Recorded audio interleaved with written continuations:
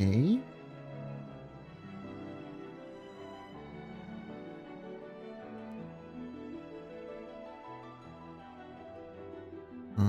Do the editing. Go. And now we play the waiting game.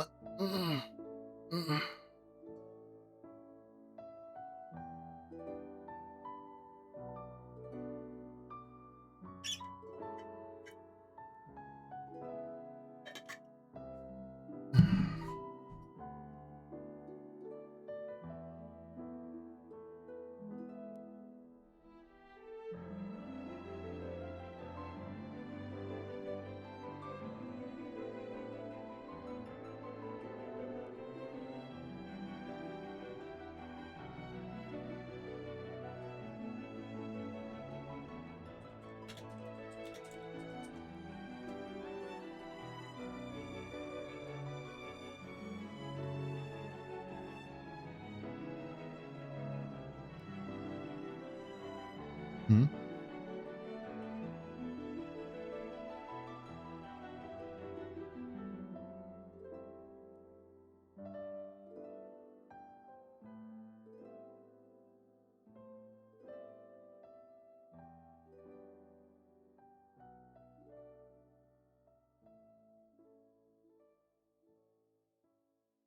Do, do, do, do, do.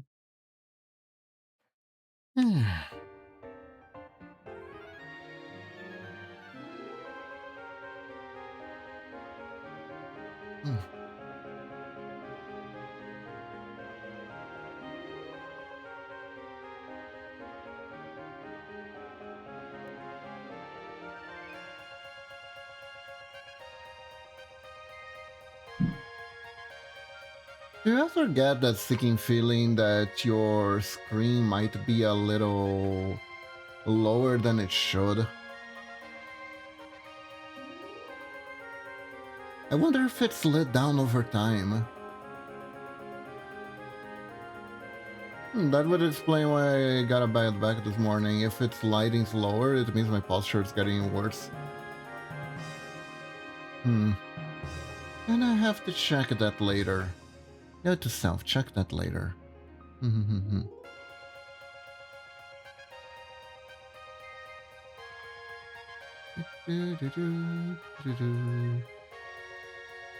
While we're waiting, do something here.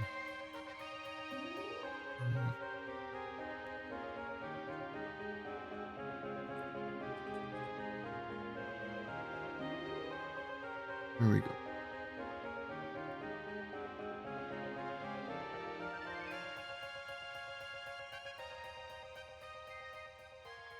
Are we done?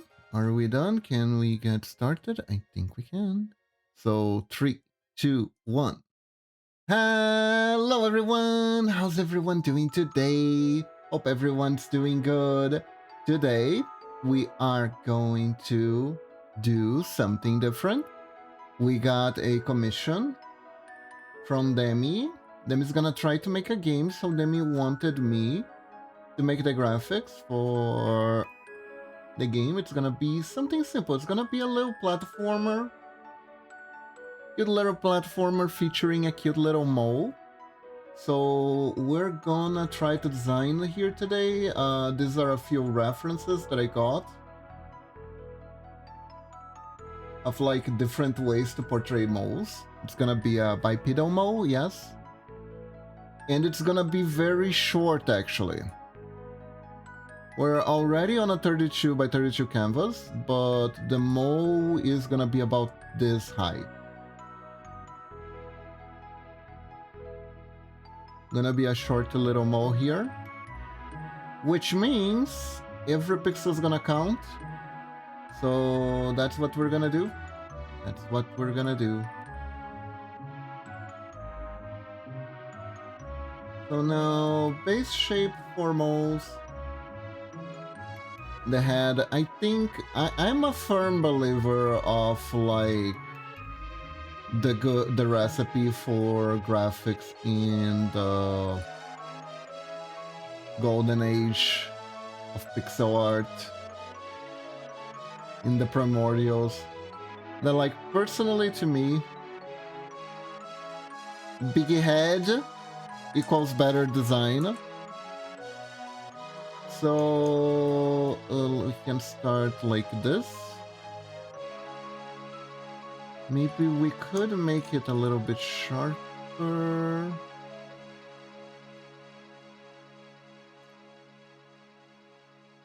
Maybe like this. So we got a head. Maybe we can squish it a little bit to fit better. And then we need a little body. Maybe this.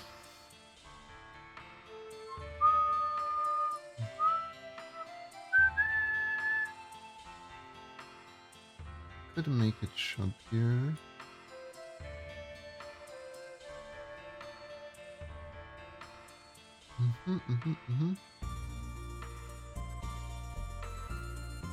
And let me see here. This has to be as squished as possible.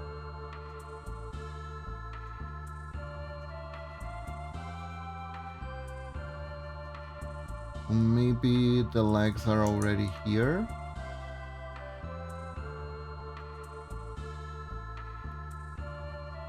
Na, na, na, na.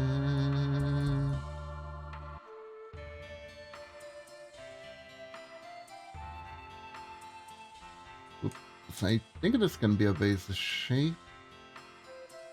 Right.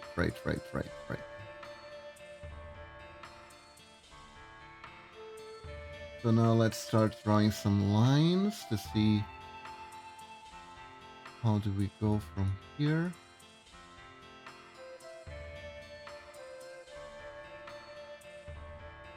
I think it is not a bit too big. We can lower this now a little bit like this.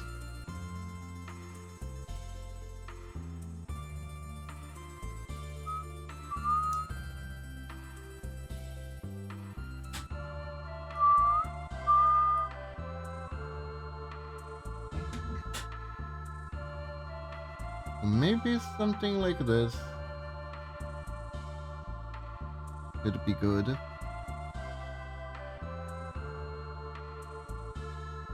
Then could make like a little tail.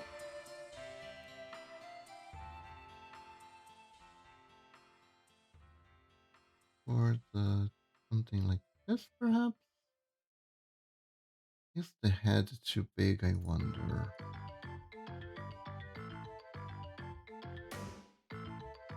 Maybe like something like this.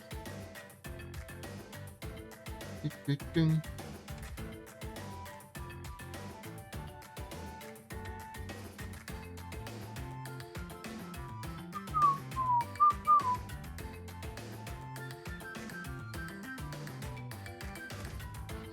Maybe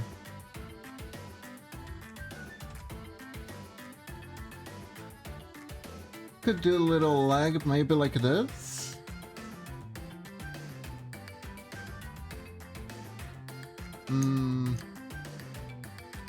Let's make the legs more forward again.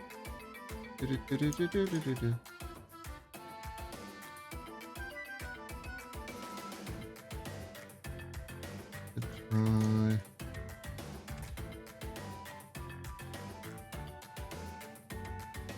Those end up being some very big legs. I do think I want them like this. Perhaps.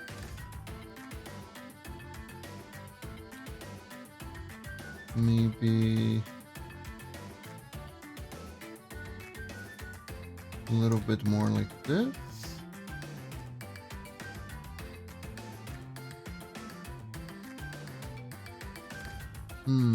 Yes, this snout might actually be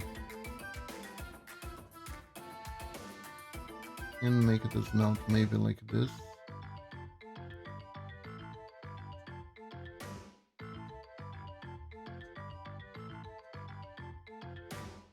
Gotta be careful to make sure we're making a snout and not, I don't know, like a duck nose or something.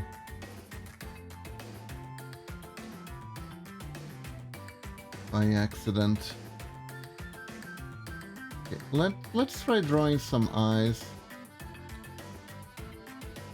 So we can have an idea of where the eyes would be. You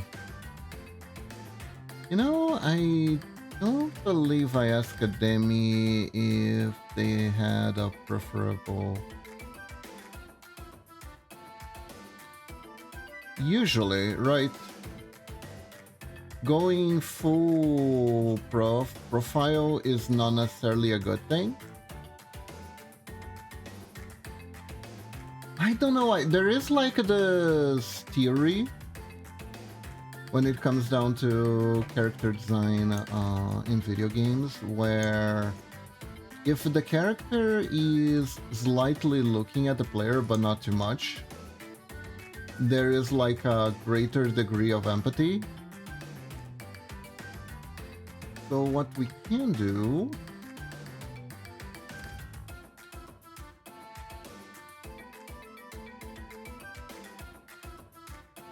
is we can try maybe to bring this now a bit inward.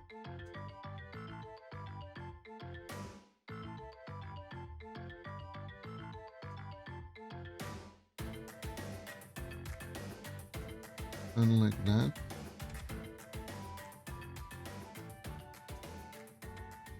Maybe.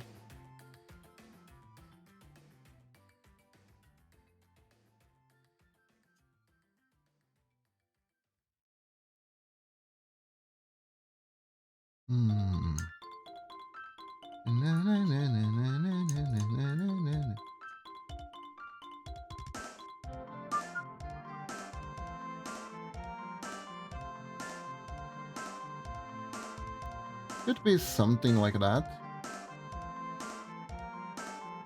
In that case, I need to release pixel art. Hello, Mecha Frogzilla. Welcome to the stream. How are you doing? Hope you're doing good today. I am trying to figure out what would be a good design for a little mole character. Ah, relearn. Oh, you used to do pixel art? I see. I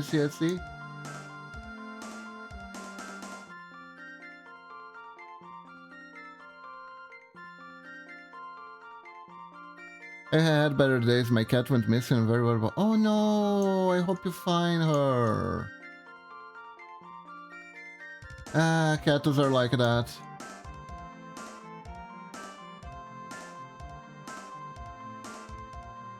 It can come and go like the wind.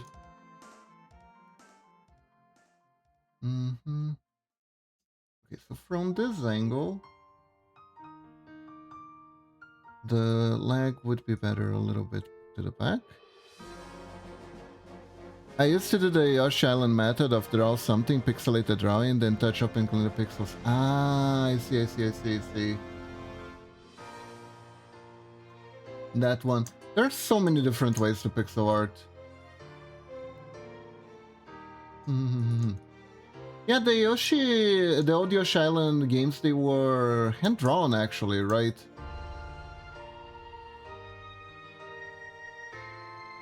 They did look pretty neat.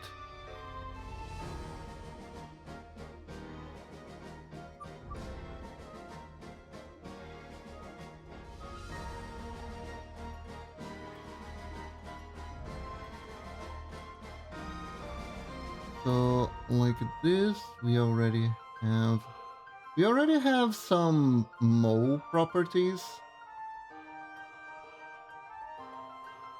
so to speak. And draw like a pink nose too. I want Okay. Yeah, and Donkey Kong was rendered, pixelated, and then cleaned it up. Yeah. Which worked amazing for the Super Nintendo. Not so well for the Game Boy, which was the version of the game I owned. Have you ever seen the Game Boy release of Donkey Kong? Oh god.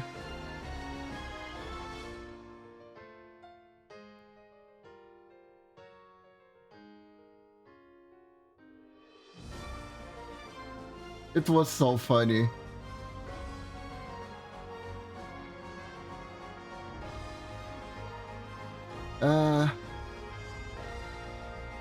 On the Game Boy Color, you could actually see the characters a little bit.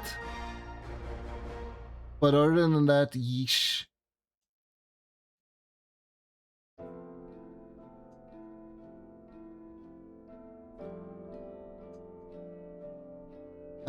It did not. I don't even know how anyone would actually begin to try and translate those graphics to the Game Boy. Because if I recall correctly, the Game Boy, they literally tried to shove Super Nintendo graphics into a Game Boy game. Like, you don't do that.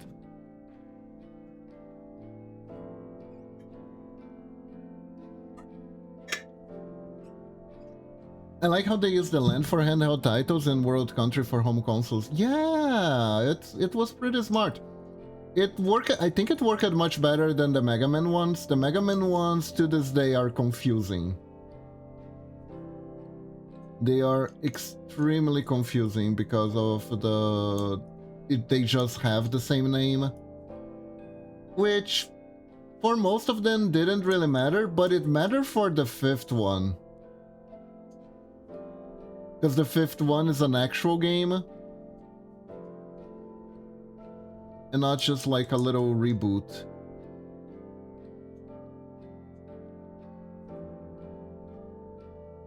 Okay, so we can do a... I could make him less chubby. Could make him less chubby. Okay, that's neat.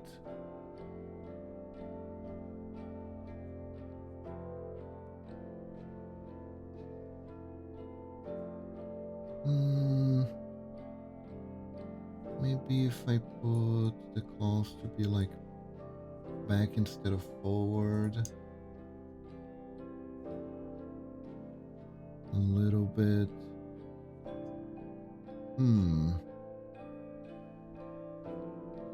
That's the thing. Mega Man was weird because initially NES games used 09 and the GP games used Roman number, but then NES started using Roman numbers also. Yeah, that freaked everything essentially. And right at the 5 too.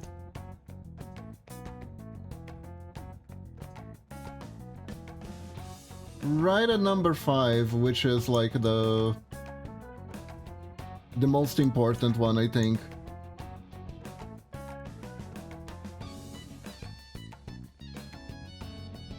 For the new releases, they had to create a whole different system for doing that. 1 to 3 is a number, but 4 have IV and 5 have... Yeah. I don't even remember. Was 6 Roman or... was it also?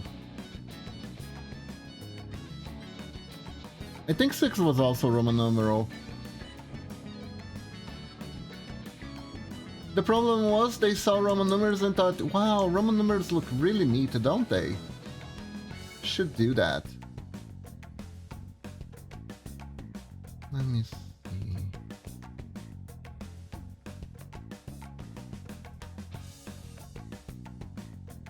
Kinda like it slightly shorter. At the same time, we can make it a little bit larger. 6 has number 6, I can't remember. I'll be real, the main thing about 6 that I'll never forget is the Mr. X plotline, which I thought was hilarious. It was so dorky.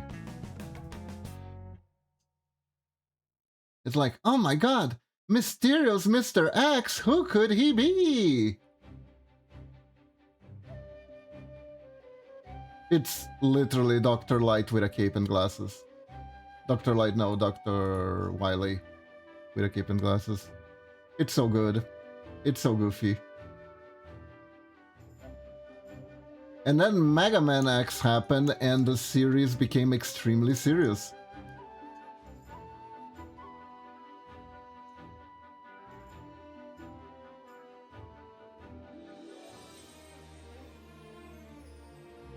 My sibling and I are very confused when we saw Mega Man X next to Mega Man 6 in Blockbuster and wonder what happened Mega Man 7, 8, 9. Yeah, then the... Oh yeah, that was the other side of the using the Roman numbers. It just... Oh no, that is true, because they jump into Mega Man X. Yeah, no, that makes sense, that makes sense. And I think for a while, people, they actually didn't want to release a Mega Man 10 because of that, because Mega Man X existed.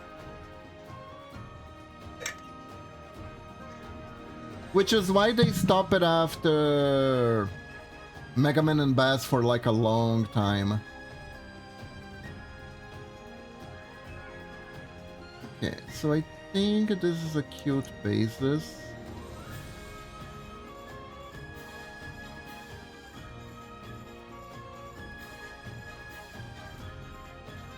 Cute and mole looking. Now let's start getting some extra details in. I think I don't want like a round belly, but maybe we could get like a little... Maybe a little white fluff on the chest.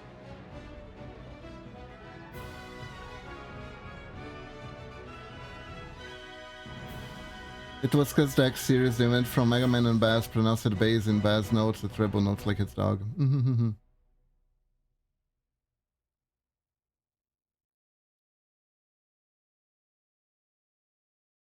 It wasn't because it went to... Yeah.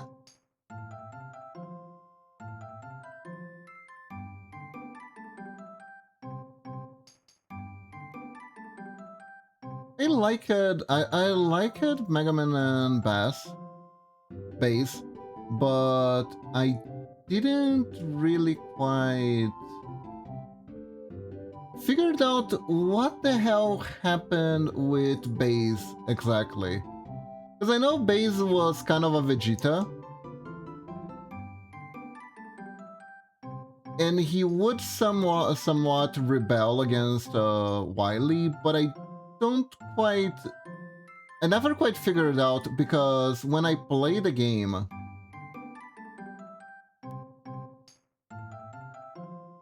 because by the time Mega Man Base came out, Mega Man X6 was declining quality popularity. They released Zero Series, which was more popular and sold better than Mega Man X at the time. They just kind of stopped making them for a while. That is true. That is true.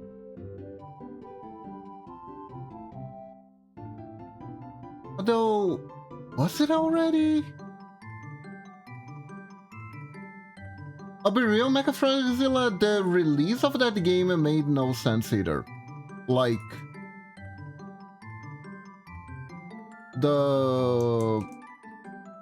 you do know that the Japanese version was released for Super Famicom, literally for the Super NES, right in the smack middle of the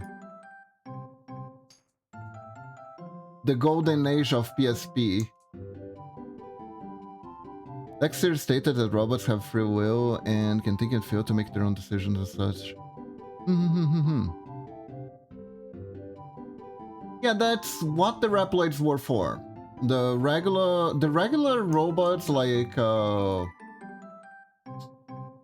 Bass and Mega Man, they weren't supposed to have actual free will. It was supposed to be like some sort of chat GPT thing. And apparently that's new, but Mega Man basically Proto Man, I think have threw off their own decision, so what the fuck. They're basically Reploids. Yes, there is the... Like the... That's actually like one of the things that confused a lot of people. Is that what makes Reploids so better than the Mega Man robots? And they use this free will thing. Okay, so this is a little bit too thick for sunglasses.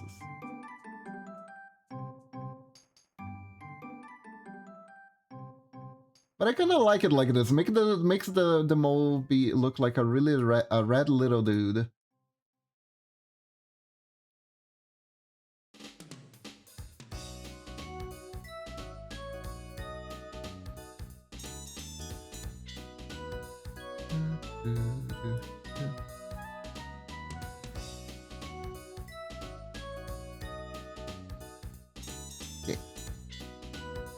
Yeah, it is complicated. It is complicated. Oh, you know what? This is mainly a fan theory. There is a fan theory about that. What's the real difference between Reploids and robots from the Mega Man age? Basically, the idea that this person had that would fill the gap is that the robots from the Mega Man franchise, the regular Mega Man franchise, they had a certain degree of free will, but the main thing that they could not do is that they could not grow. Now, obviously, this is a fan theory and not an actual explanation from Capcom. In Mega Man Zero, I use MS Paint to fix an error in Copy X design. On his headshot, he has a red evil eyes, but his sprite didn't, so I just put a single red. Yeah.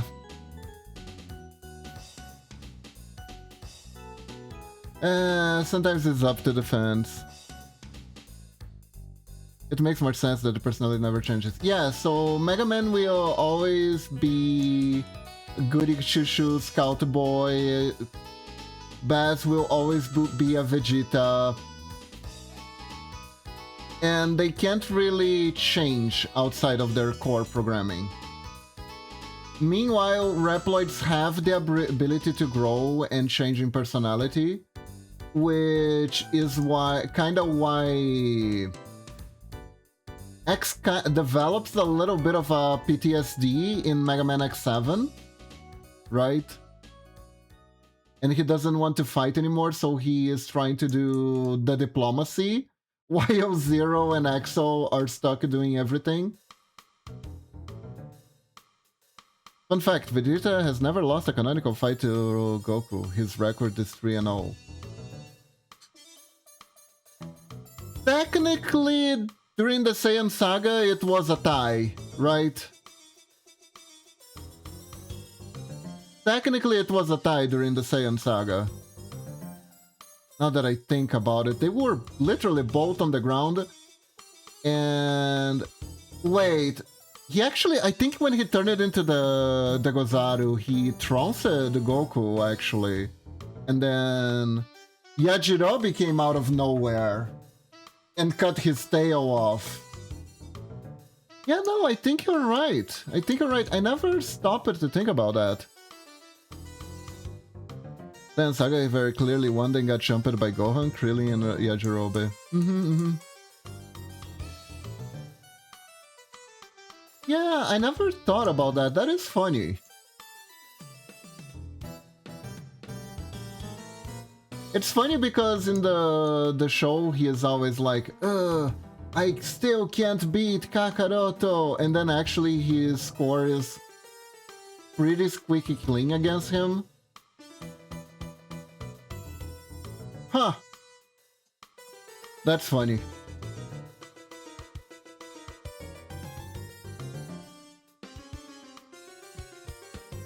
Maybe partially is because he doesn't fight when he's gonna get completely trounced. Usually. Their fight always gets interrupted though.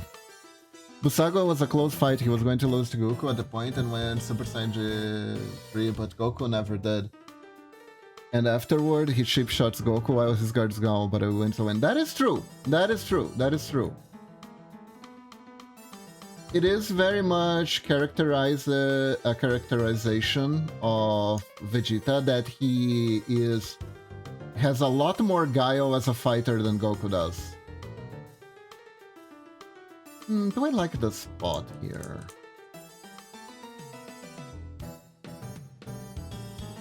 I kinda want to make his design a little bit sharper. Nah, that doesn't make any difference because of the glasses. The glasses are gonna be on top all the time. In the superhero movie, he wins the fight that doesn't get interrupted, which in his base form in the entire fight, which is legit as his win the science. Nice, nice, nice. I don't remember the superhero movie. There were a lot of Dragon Ball movies though, so you're gonna have to excuse me.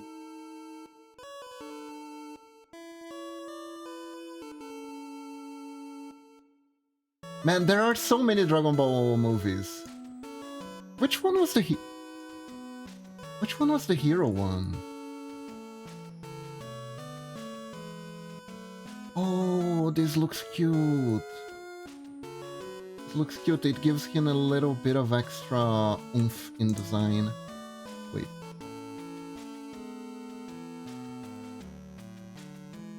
You know, I think we got a Short King design on our hands. It's one pixel. This frustration makes sense though. He is genetically superior to Goku and should be stronger, but Goku is able to compete only because of the Kaioken. Yeah. It's like the whole point is genius meets hard work, right? That's the whole team.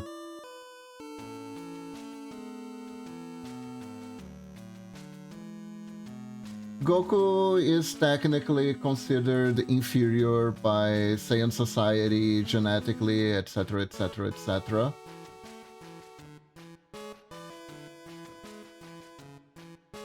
But it's partially because no one sees him coming that he is able.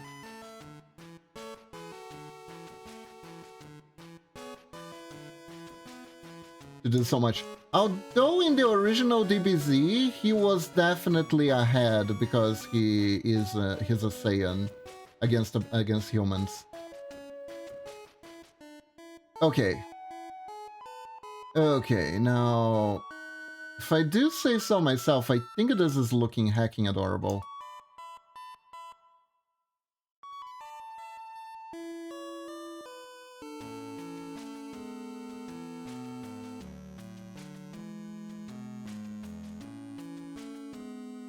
You don't mind me saying.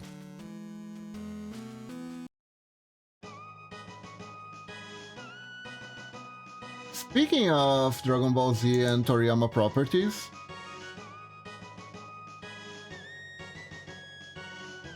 Chrono Trigger is just too freaking good.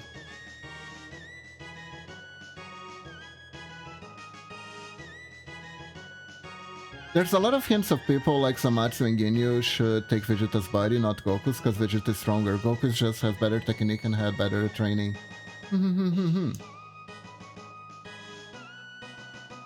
Like in Raw Power? That's interesting.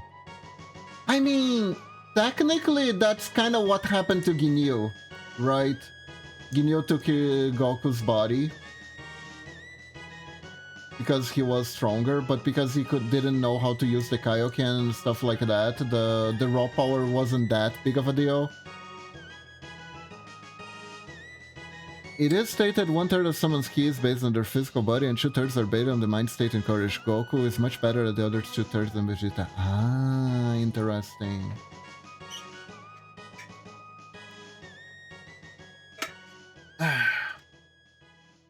Ginyu took Goku's body and was weaker. Zamatsu took it and it was stronger. Zamatsu was the Pinky Goku, right?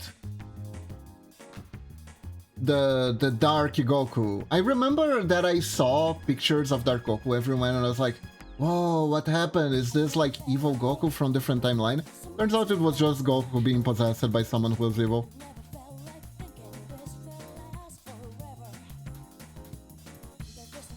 Goku's body superior to Zamatsu, but Zamatsu is better. Those are 2/3.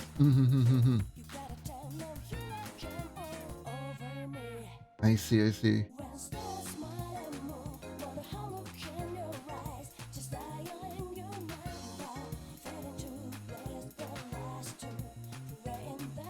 I think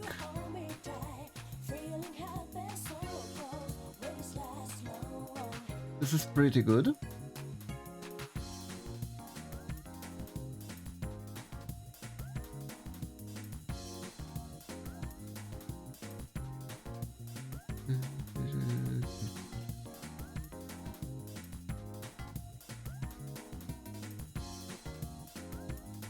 Perfect, perfect.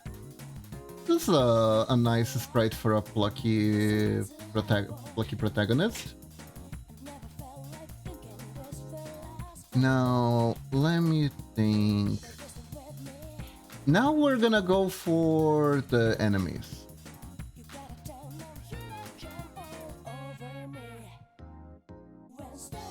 If Zamatsu took Vegeta, the difference would be the difference between Saiyan Saga Goku without Kaioken versus Saiyan Saga Vegeta, but worse. Back then it was 800 but 1800. Oh yeah. Man, when the power levels came into play, it dramatically changed everything about Dragon Ball.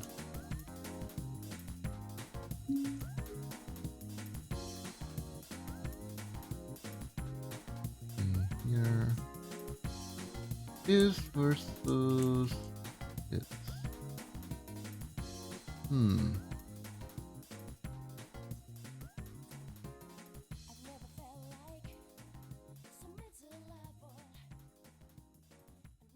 I kinda like it like this.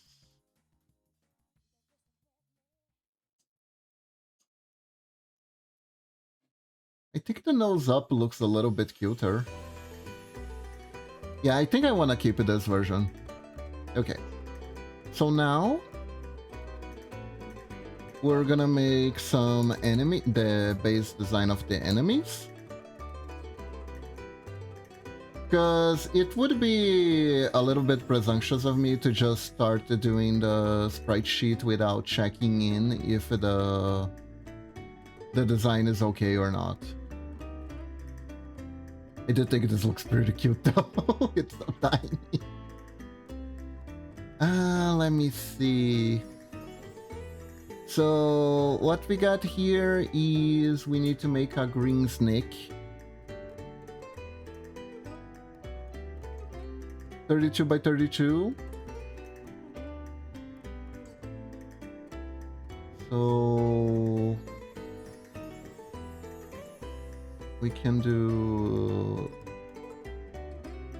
typical S.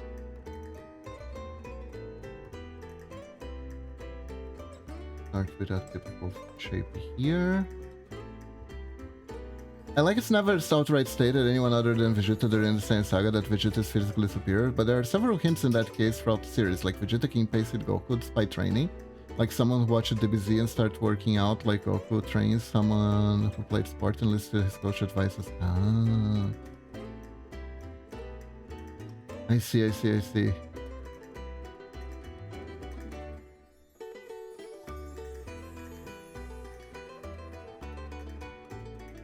I still say that if the power system wasn't in play, right, I think Piccolo would have been a much stronger character.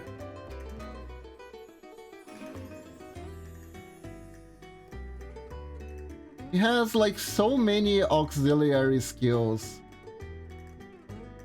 like advanced healing, body erosion, and stuff like that.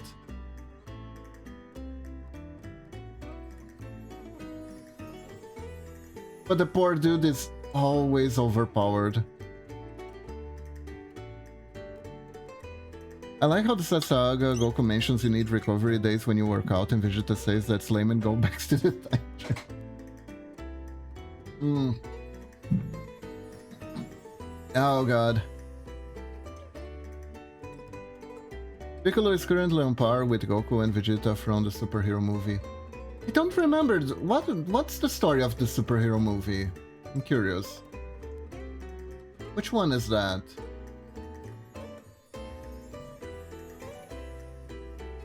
Let me see here.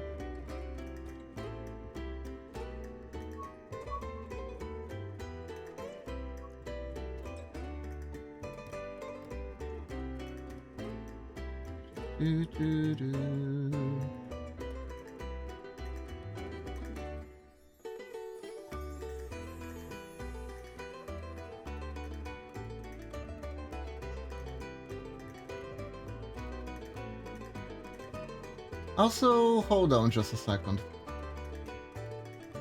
I'm gonna do a little magic for you.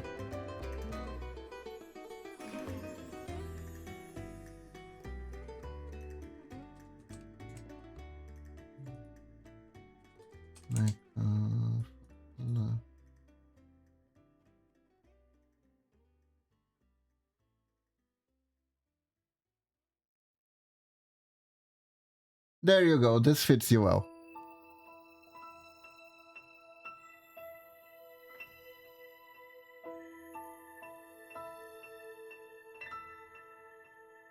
Superhero movie was the latest movie. Starts off with Goku, Vegeta, and Broly training on Beerus' planet. Then they're ignored for the rest of the plot. Nice.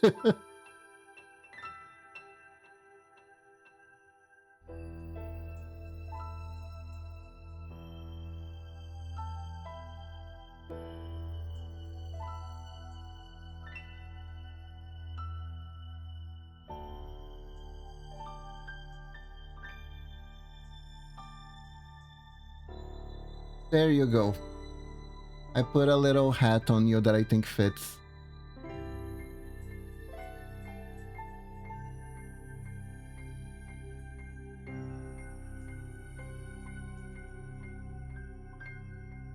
The busy movies are interesting. Okay, we got a base shape to work with. So let's see. Maybe you can put like this.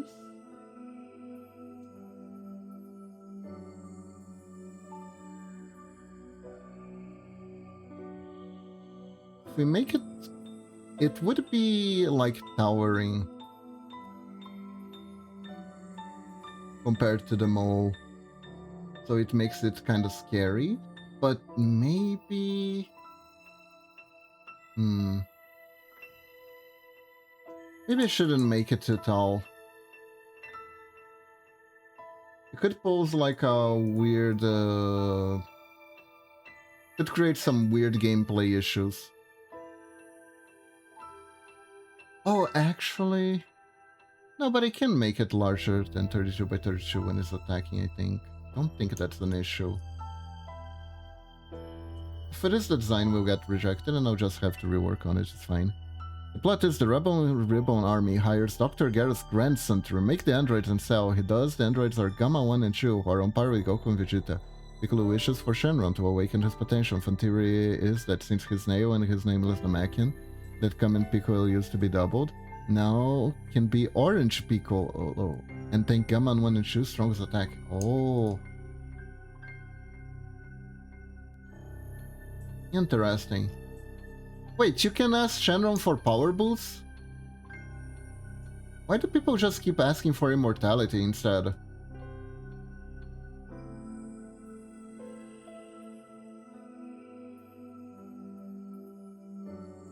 Interesting.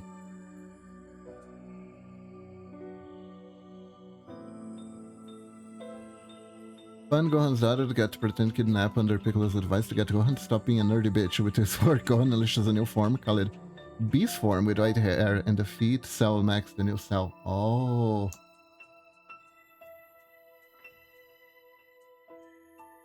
I see.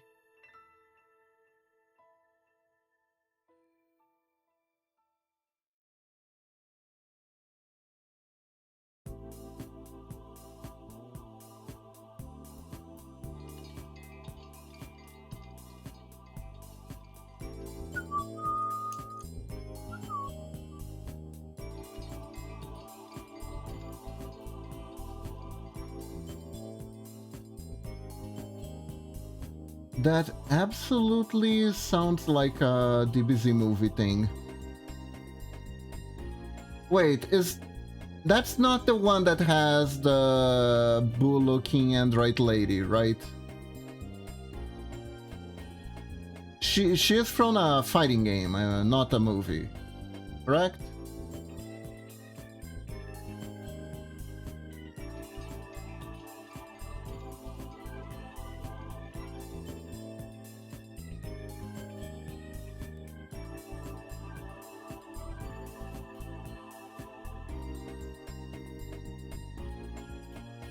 Because I remember that also had Red Ribbon.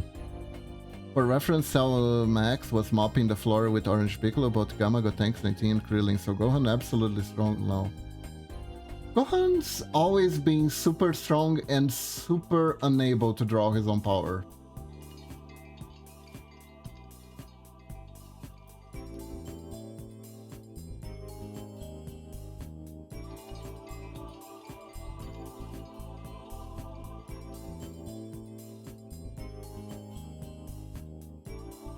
It is interesting,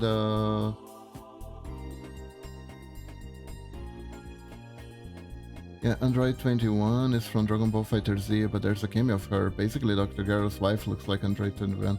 Interesting.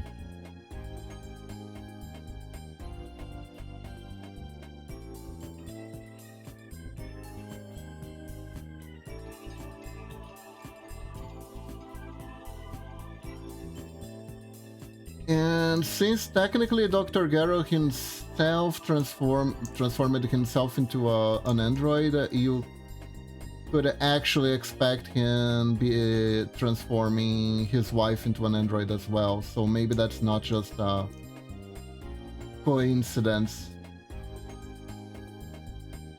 Very curious, very curious.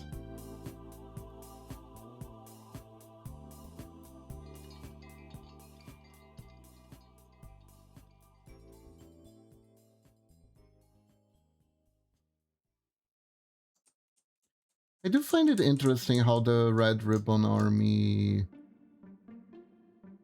subplot of the Dragon Ball keeps getting reused over and over. Gohan I can relate to. He's strong and could be a good fighter, but he'd rather study and live a life outside of that shit. Like, I used to do Armaterium MMA because a friend wanted me to give it a try, and I was good at sparring with the record, but like, stuff I only trained as a hobby. I see, I see. Hey Fudge, welcome to the stream. How are you doing? Welcome, welcome. We're making cute characters for a platformer. How are you doing today? Look at this little mole that I made. Isn't it tiny?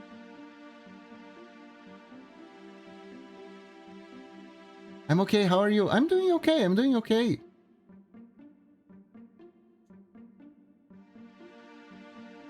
Very. It's very small.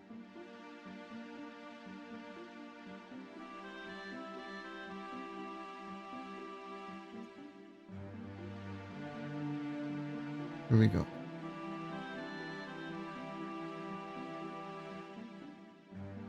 My favorite is the ROF movie. It's basically the plot that was bait and switched when Trunks showed up. Ah, interesting.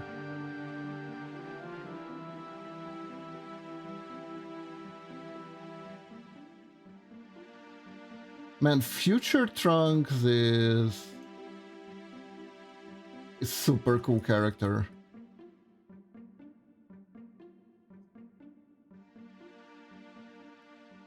It was such a dark plot too.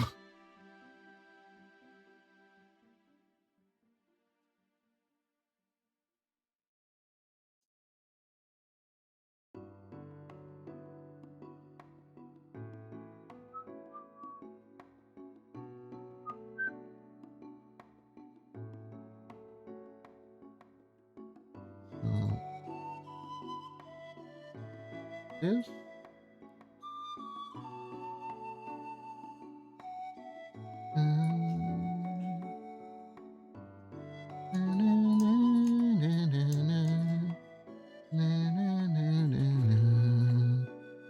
The part where Trunks shows up, Goku isn't around and Vegeta is the strongest on Earth and shows up people who are kind of strong compared to him.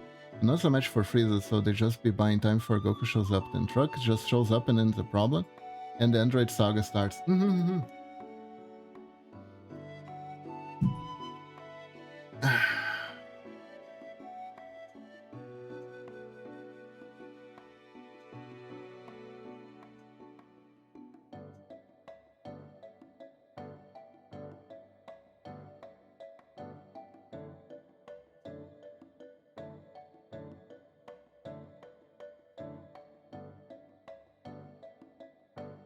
That was one way to start off the saga.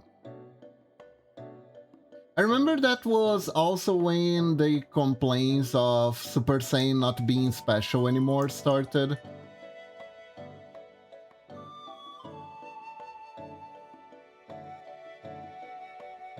The Buu saga made that worse. Frieza's resurrected Goku Vegeta are off planet. Gohan's basically the role Vegeta and the plot took to him. It's basically the same thing, just slightly. Ah, I see, I see.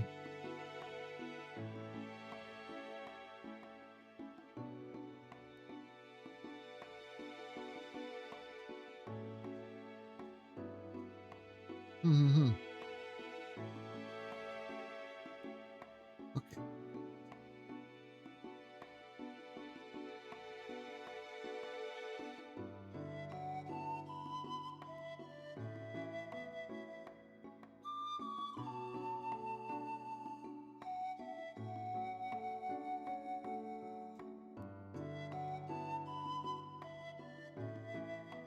Okay, this is decent enough. Let's do some shading.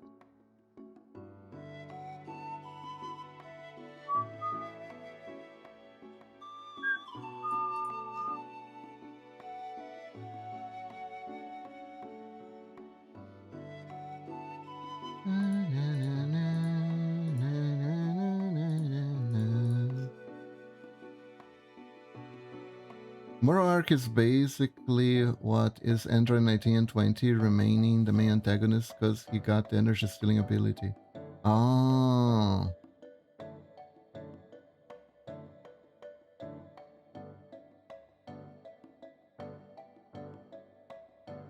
Oh yeah, it's kind of funny how that energy stealing ability kinda got overshadowed easily, even though it looked like it was supposed to be really strong.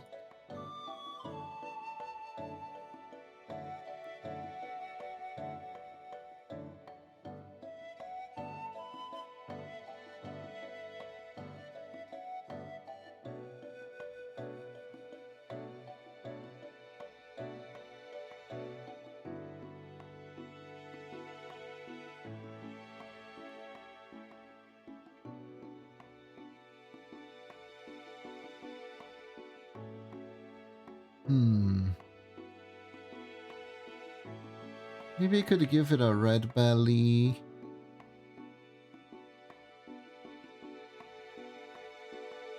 and 20 were replaced because the editor said they look stupid. Then 80 and 17, the editor said look stupid. Then it was Cell and the editor said he looks stupid. Then he transformed, the editor said he looks stupid. Then they transformed it again, the editor was like, this is cool, keep it going.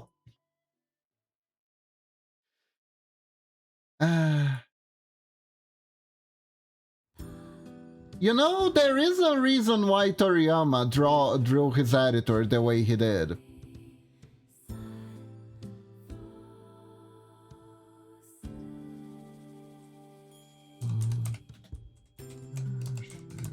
I'm not mistaken.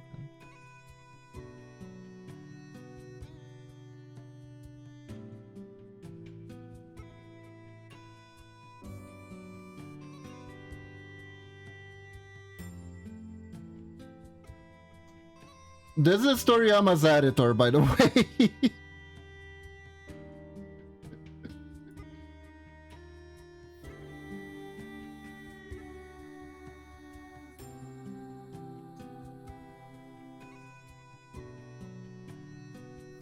Did you know that this Dr. Slump character is literally based on Toriyama's editor. He made him into an evil scientist that is rival to Dr. Slump. He's Dr. Masashiro. If I recall correctly, that is the actual name of the guy, so he wasn't even being subtle. And the editor literally had to read himself being an asshole in the comics.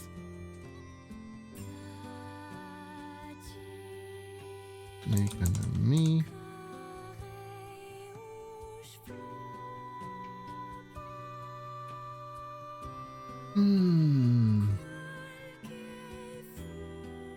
Yellow.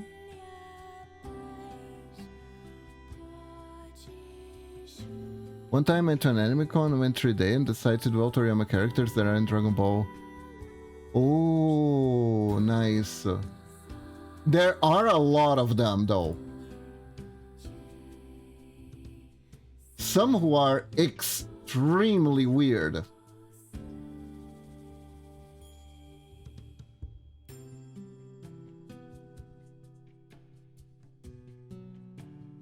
Like, did you see Ackman?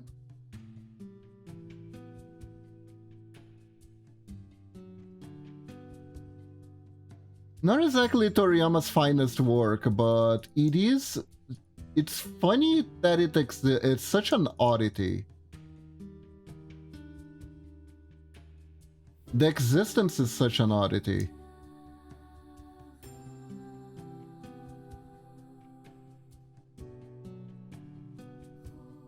One was me as a black silhouette of Goku with a sight that said new challenger approaching.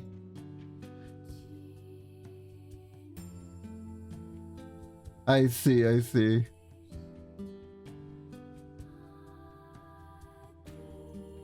I mean, to be fair, Goku is pretty overpowered to be in Smash, I think.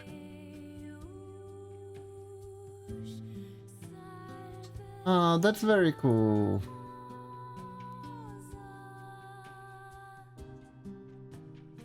But seriously, have you seen Ackman, aka Noseless Trunks?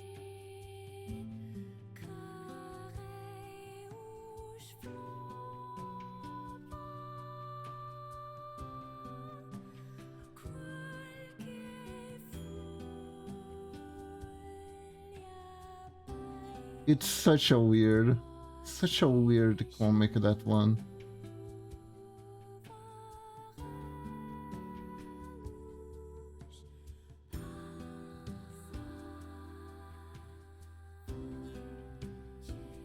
It encapsulates Toriyama's complete the Toriyama's sense of humor of just unrelenting chaos.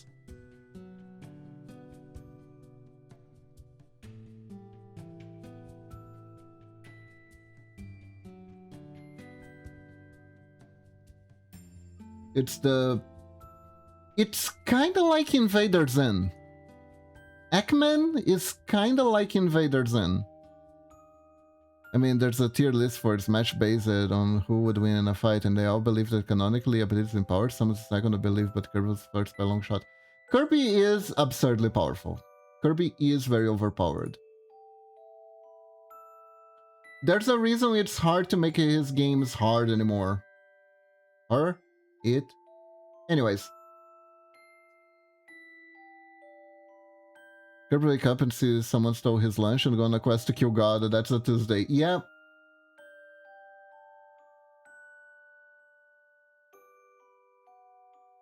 That is pretty much how it rolls.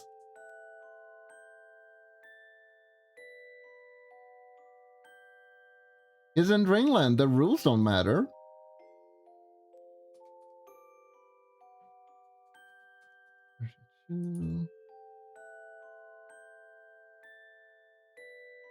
I couldn't make it a tail smaller. We'll see. We'll see when we animate it if it's too long or not.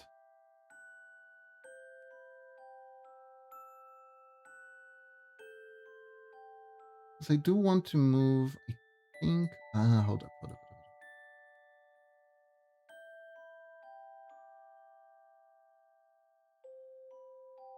I want the head to move 3 pixels forward.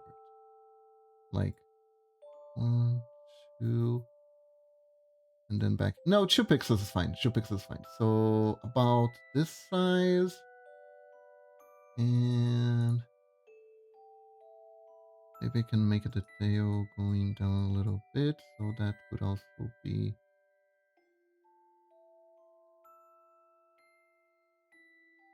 a bit more inside. Okay, I think this is the ideal amount. I think it is the ideal amount.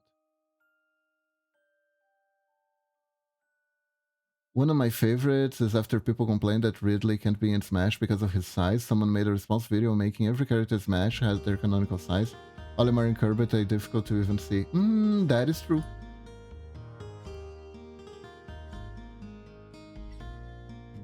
Man, can you imagine if they made Olimar with his actual canon size? It would be hitbox hell. I still remember the Servibot from Capcom. Marvel vs. Capcom 2.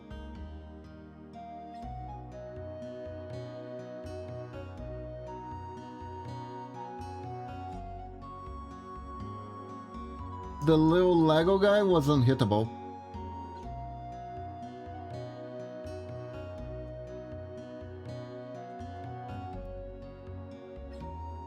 Okay. Now, the other enemy is an owl.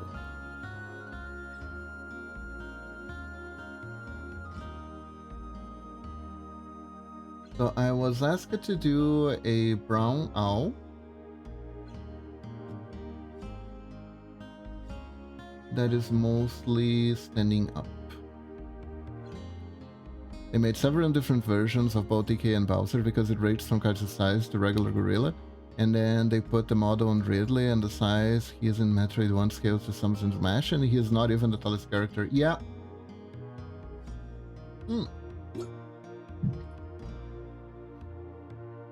Obriodo, Gigantanormous characters aren't even good in fighting games because they get the my hitbox is too big treatment.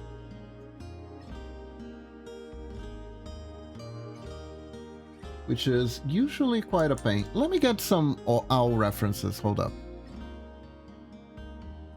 Oh.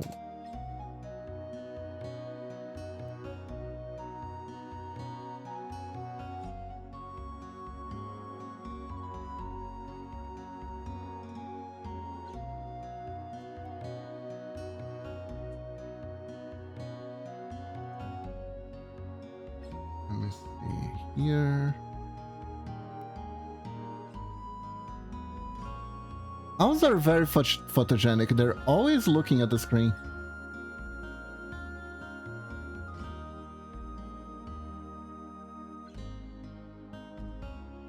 Let me get a side view here.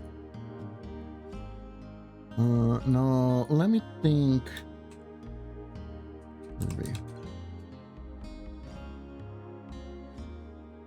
a more stylized owl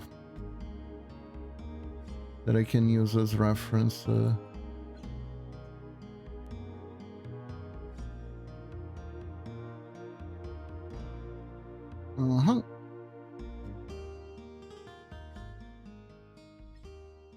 Potemkin gives Gear Strive, he's very large and he's one of the best in the games. But that's because he got hyper armor.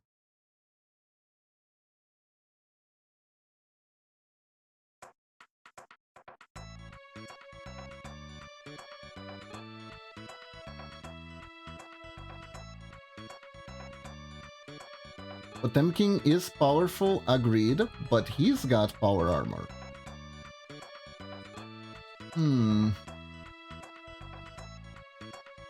Man, this design is like too superior. How do you even top this design? But yeah, basically you do 2 balls here.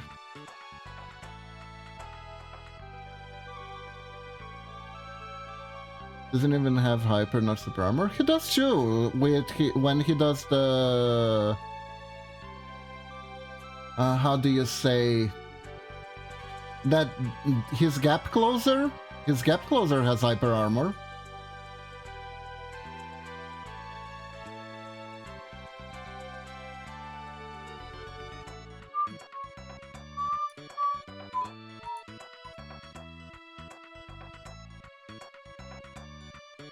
He has an armor attack if he's not attacking. He has no armor, just like how Juggernaut. They did? Oh god. Yeah, no, like, armored attack. I think that, honestly, that is plenty. That is enough. If you just have hyper armor at all times, then either you're gonna have to compensate it somewhere else and the attacks are not that good, or you just have a really cheesy character.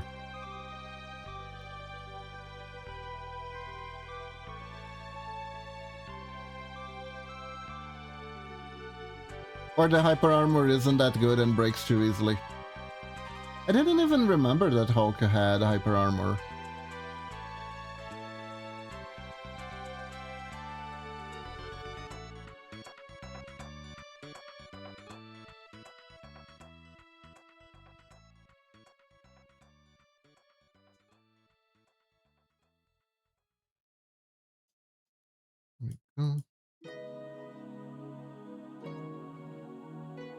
Juggernaut, Armored Spider-Man, Hulk, and Sentinel have passive super armor when it doesn't matter if they're attacking or not. You hit them you have to hit them twice for them to flinch. Ah, I see, I see, I see.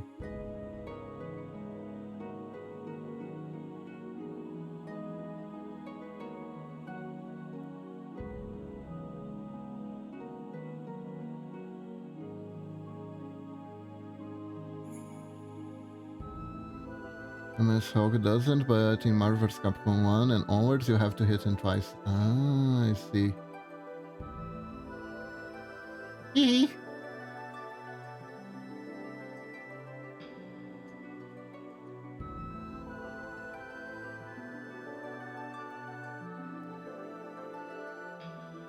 Angry Burble.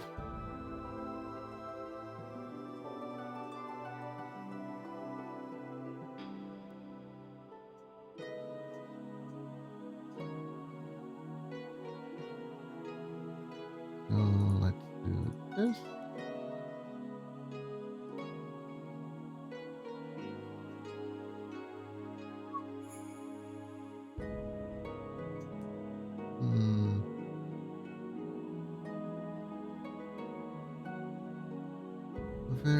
The eyes are very far away. I think. Yeah, like this.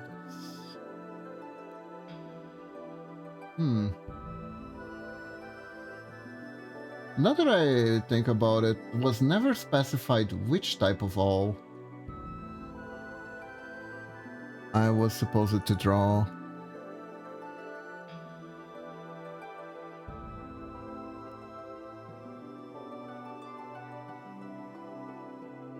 Also, not to be that guy, but Hyper Armor is a weird term. Some places describe it the way Super Armor is described. I personally prefer to describe it the way Kizenho works. You never flinch no matter what, or Metal Zangief. Ah, I see, I see, I see.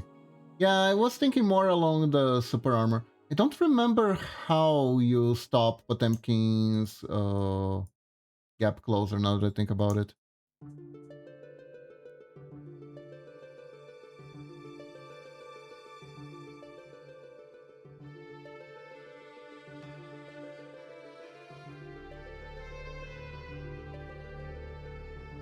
I see, I see.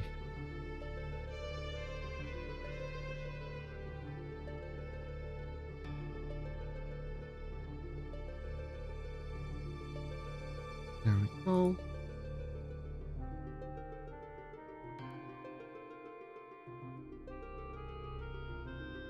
Neither negate damage. Yeah, yeah, yeah. It's like in Yu-Gi-Oh! But you still take a damage.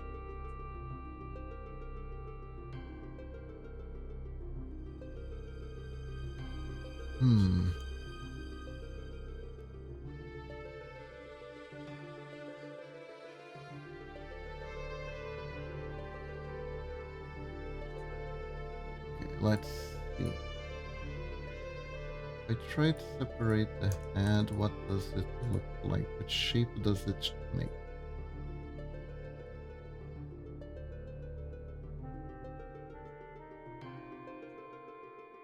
The official definition for attack super certified force, some call those the definition of super armor hyper, but those fit the definition of super.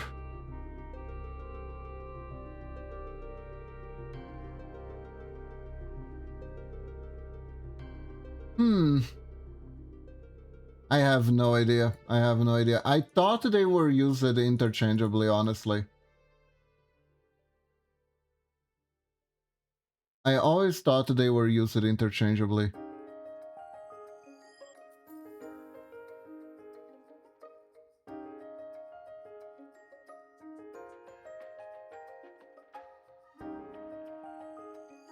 Here we go.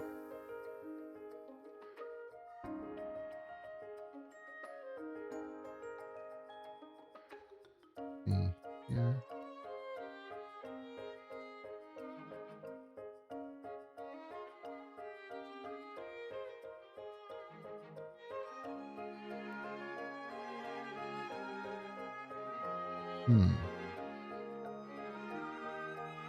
I've yet to see a fighting game, but I'm curious what would you call it if it takes 3 or more hits, because still no hyper armor to call it super plus 1.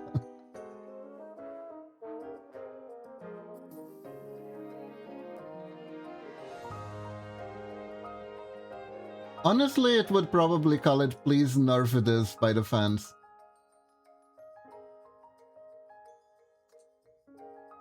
I am pretty sure that's what that would be called.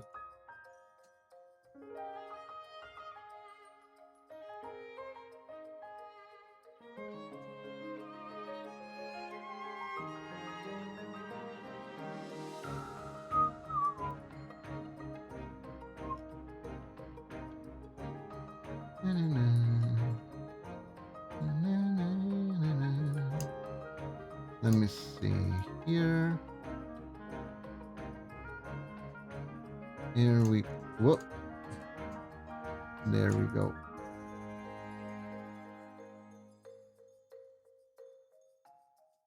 I keep pressing the spray shortcut.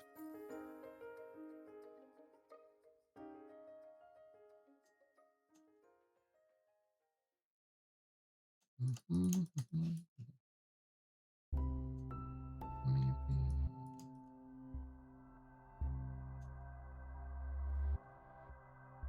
this.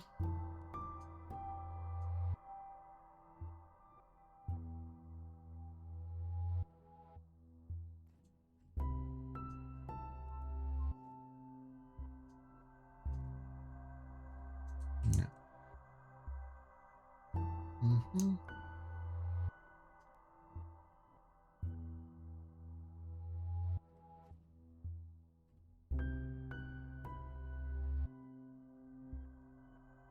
The feet are gonna be important to highlight. Because this character is gonna have a dive attack.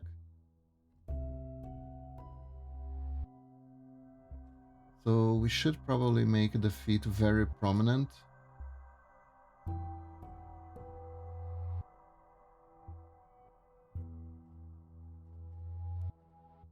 And the sprite.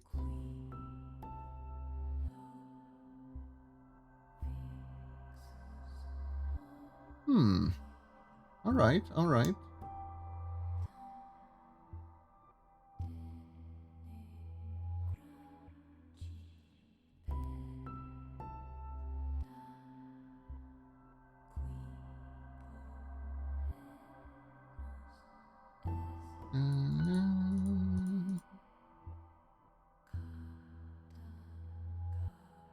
Okay. There we go.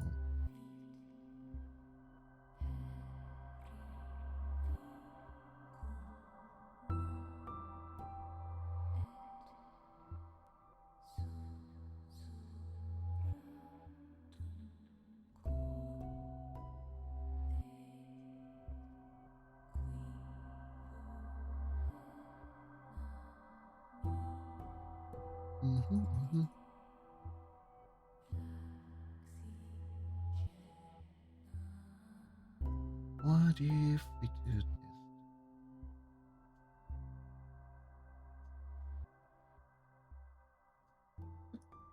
Doesn't look that bad, actually.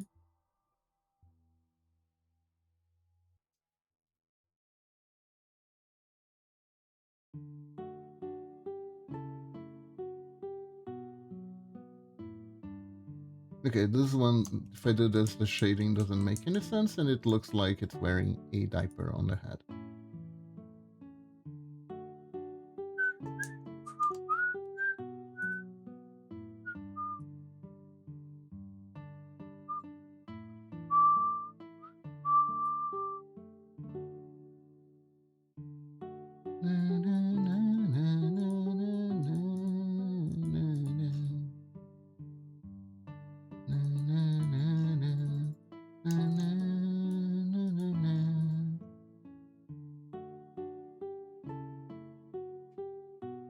Oh yeah, let's see. Personally, I think Spider-Man, if he was canonical, would be hyper overpowered, but should not take damage from the first weight. This is not even overpowered, it's just different. An attack doesn't hurt him at all, but simply dodged, but negative may +1 active. With it, but done, so you can do trumps not remove, like projectiles and attacks since they could implement.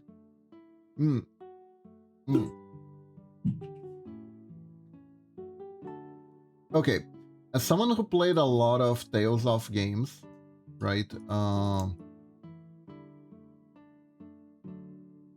If you're not playing an RPG, and even with action RPGs in mind, dodging by random chance when you have control of the character, you will usually feel bad on at least the side of the person who is trying to land the blows, because you see the attack hit, you position your character to hit the attack, and it just says miss on at the top of the character when you're trying to do damage.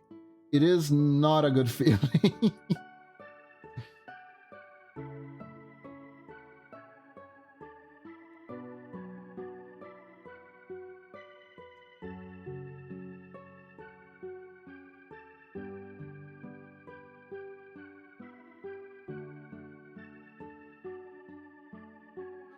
I think the main issue is if you want to try it in a more simple way, Mecha Frog, you could just imagine if Spider-Man had super armor, right? But the super armor also nullifies the damage of the first attack. It would not feel very good, I don't think, for the person playing, and it would be kinda...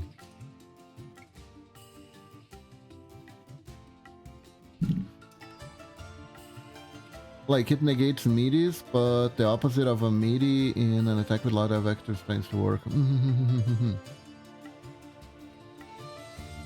Yeah, the main issue with Spider-Man is that Spider-Man is very agile. And systems like Super Armor and Hyper Armor are usually there for negating the main disadvantage of the character being very slow.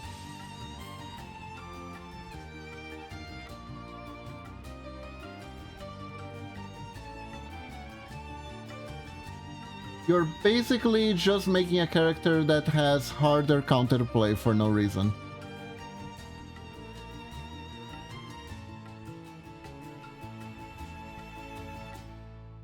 Oh, the owl might be too big for the wings to flap, but let me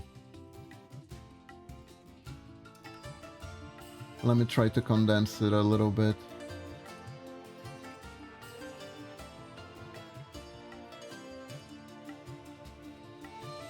Because I gotta do this thinking of the animations later.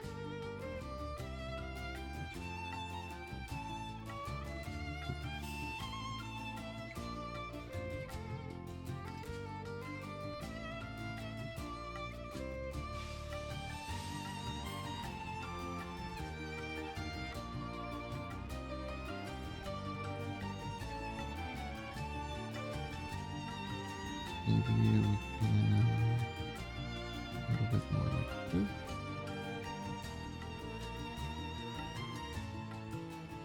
this. When the first attack hit, time is lowered by 110%. We need playtester who a lot of fighting games.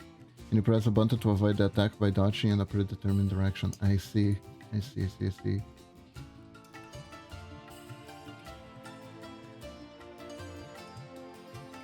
Bayonetta kinda does that in Smash, doesn't she? Now that I think about it. Hello Medina, how are you doing? Welcome to the stream, hope you're doing good. Check this out, look at this cute little mole that I made. Now I'm making enemies for the mole, so I'm making a snake and an owl. Doing well, kinda iffy? Ah, that is good, that is good. Favorite fighting games? Let's see.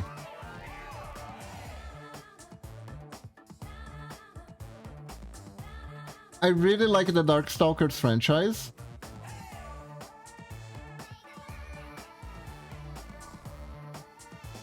Which is kind of a shame because it's pretty much retired at this point. I like Guilty Gear Strive a lot. The Guilty Gear franchise in general is pretty good. I like BlazBlue.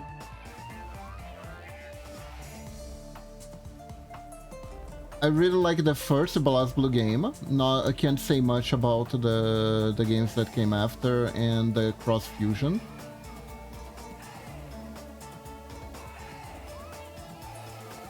They all look adorable. Lovely work, Hiba. I like the snake. Thank you!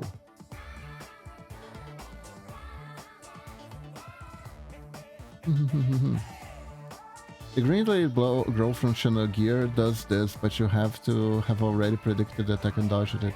Ah, I see. To grow is awesome. Same with Brisket. Exactly.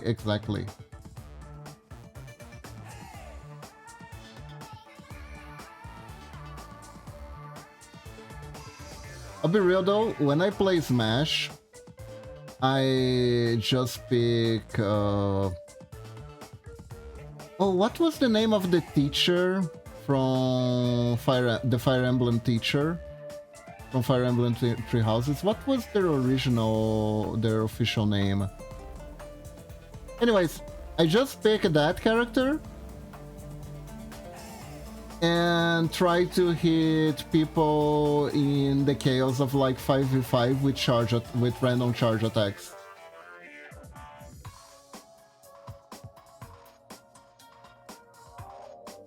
This would give Spider Sense where you get an early and wait a second if you're being attacked and there's a clear sign it's going to be hit. It would trigger Spider Sense, give you like a 30 slow it down frame to pick an option to pick.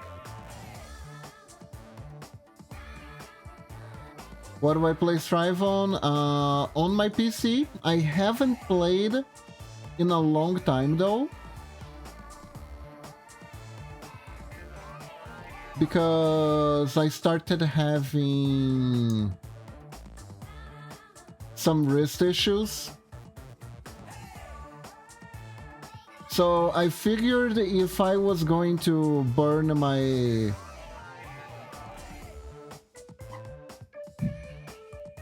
If I was going to burn my wrist, it would be better if I used it on work rather than on playing video games.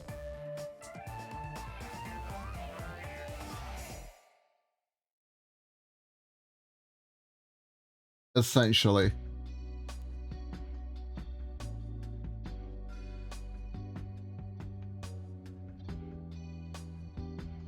I got a Switch because of a random thought. What fighting game characters would you want to have a beer with? And GG is the most interest for the question.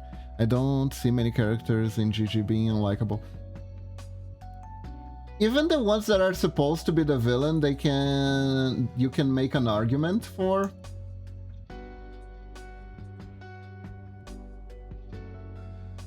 Like, Happy Chaos is so crazy. Even though he's like one of the main antagonists, he would be very interesting. It would be very interesting to spend some time with him.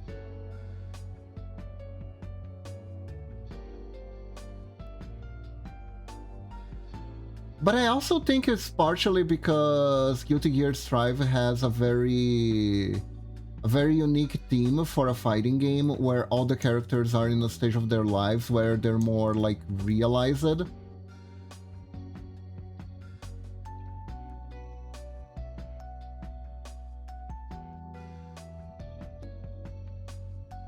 By the way, which Gigi character would have a beer with and what's its layer? That is fair. That is absolutely fair.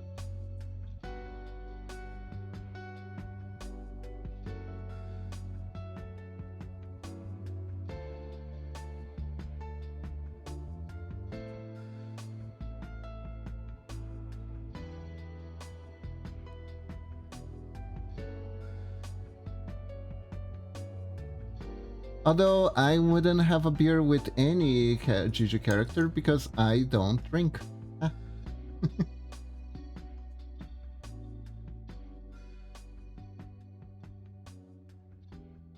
So it would be very difficult to do that. Okay, did I? No, I didn't mess up. Good. To me, fighting games are amazing until you start a guard line into battle. Yeah. Yeah.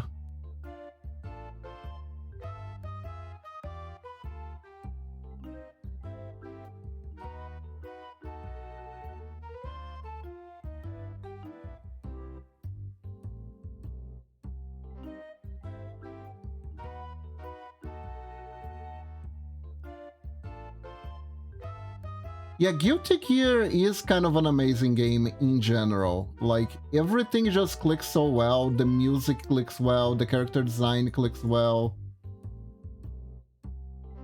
The teams click super well. Everything just works in a way that Todd Howard could only wish.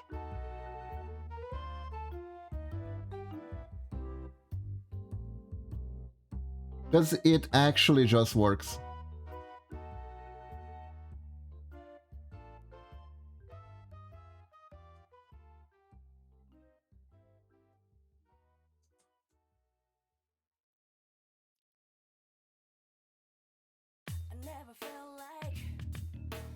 And to think it all started with a rather shoddy King of Fighters clone.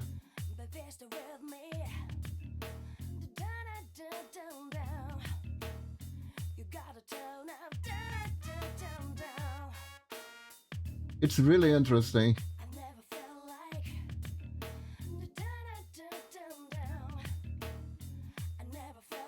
When there's a lot of then a lot of other things, a lot of times we invest in fighting games like 90s where the games were mostly simple, fighting games for the most part were only times things I love them.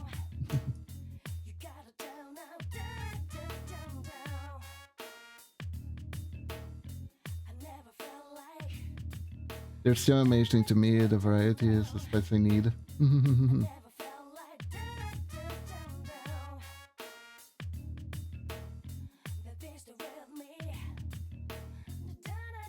Yeah, I love looking at different characters and figuring out their playstyles and stuff like that. It's super fun.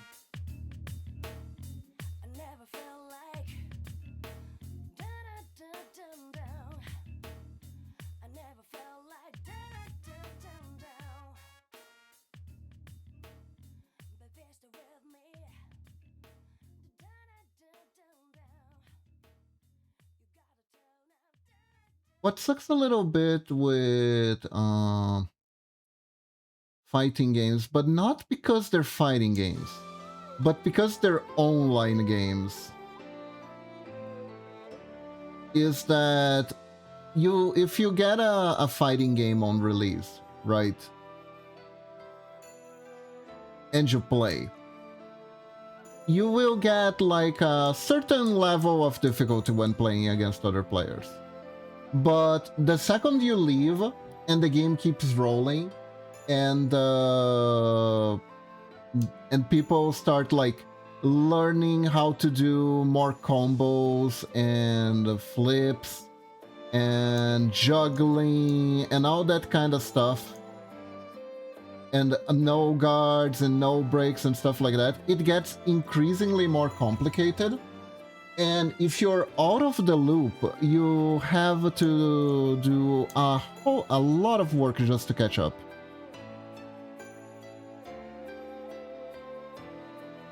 It's that pesky old game accessibility, multiplayer game accessibility, that rears its ugly head, essentially. Which, by the way, I personally think it's one of the hardest things to balance in a game.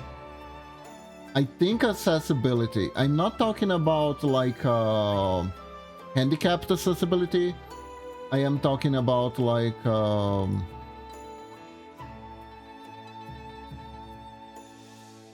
the literal pick up and play accessibility.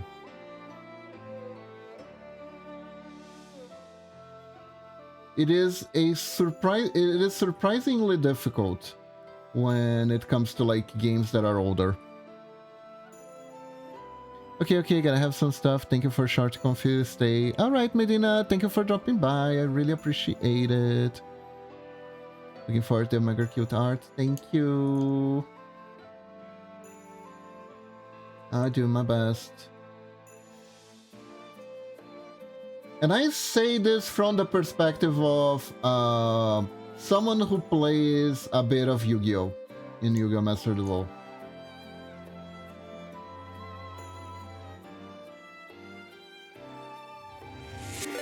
Zor, thank you for the sub. 22 months. Thank you. I really appreciate it. How are you doing today? Yeah, like my little brother comes over at times and wants to play the only fighting game. He's already sinks a lot of hours to, and like, dude, that's only 5% of what I have. Play a game we both don't know with me, and he never wants to, and I would rather play more things, have a variety, but he'd rather focus on a few. Yeah.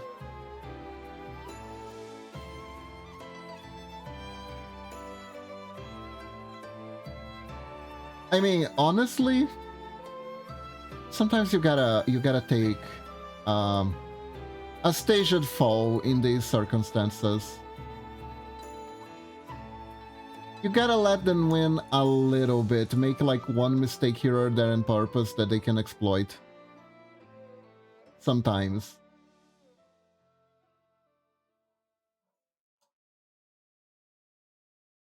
Especially if it's against little brothers. I'm good, been working on the Zor lore quite a bit, and I'm happy to have the 3.0 design. Oh, very nice.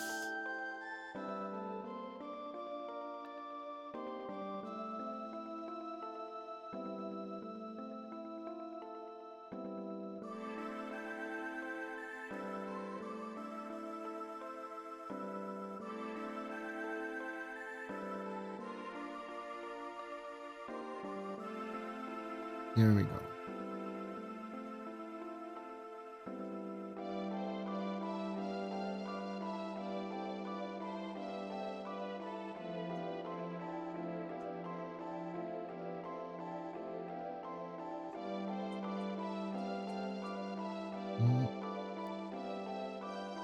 I think I want the B cup.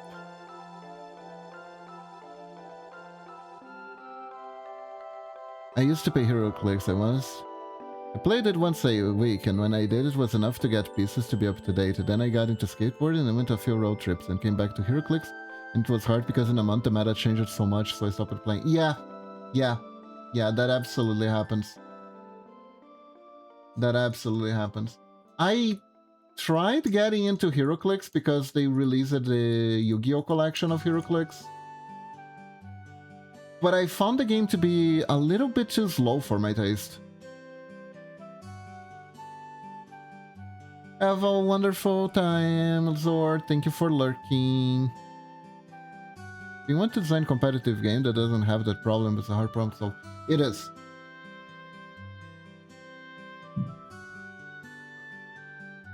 There are a few inherent problems with game designs, that are extremely hard to solve. The accessibility one is hard because it creates a paradox, right? I'm not saying you can't make a game that it's easy to pick up where you left off and still win. It's not that hard at all, actually. What is hard is that if you make such a game, you may cause your more faithful player base to feel like they're being neglected, because it feels like if you play the game a lot, playing the game a lot doesn't matter, right? If I can still get, if I can still lose easily to someone who is just starting, who is at a perceived lower level than I in gameplay, what is the point of improving? You know what I mean?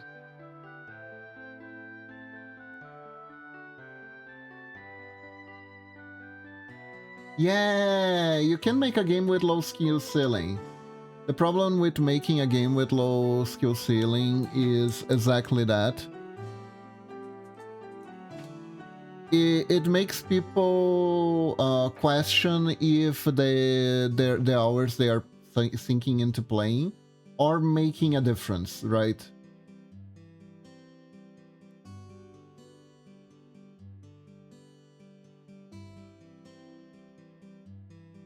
And playing a lot doesn't matter, as you said. You ideally want better matchmaking and low skill floor. That is difficult design. It is. It absolutely is. The other issue with designing games that pops up very frequently is the going first versus going second in turn-based games. Oh boy, that is... that one is... oof.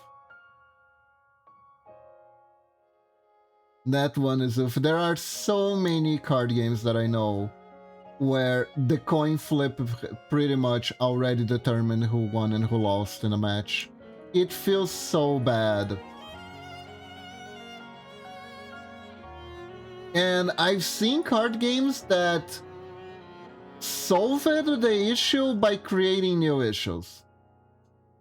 Like, I remember there was one card game called Cardfight Vanguard that at one point during their time, they basically introduced a new system in the game that did solve the issue of who goes first has the advantage. But what ended up happening was that they solved that problem by making who goes second have the advantage. They overcorrected so much to give like benefits to who goes second that going second became more powerful than going first. And at that point, you just have the same problem but reversed.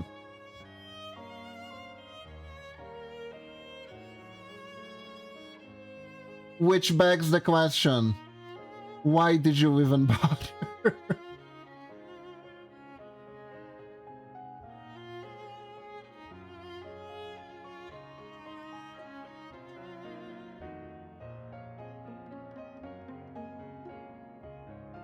Yeah, I think I want a more mean look.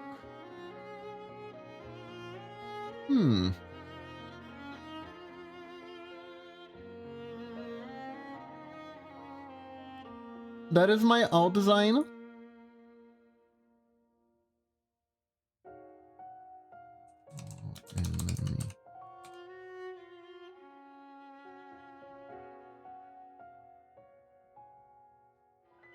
Yeah, picking who starts first and who starts second, right?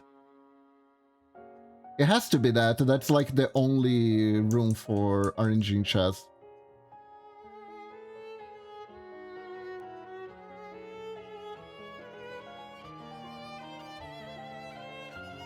And if I recall, like,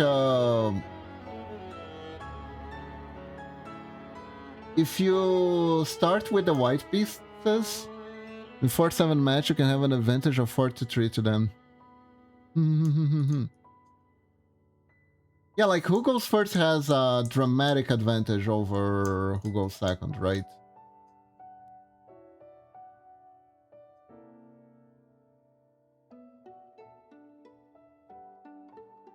Fortunately, it's not as relevant. Ah, I see.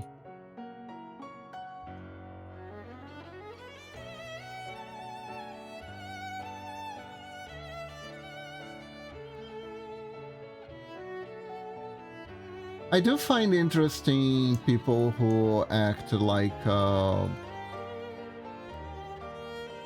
card games have to be matches of pure skill and no RNG, because it's like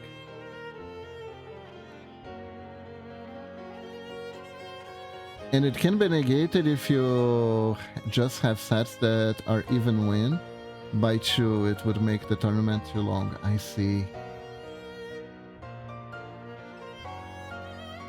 Owl's neck. Mo. Oops. Hold up. Open owl. Guys, I need to take a quick bathroom break. I will be right back, okay? Don't go anywhere. Just a second. BRB.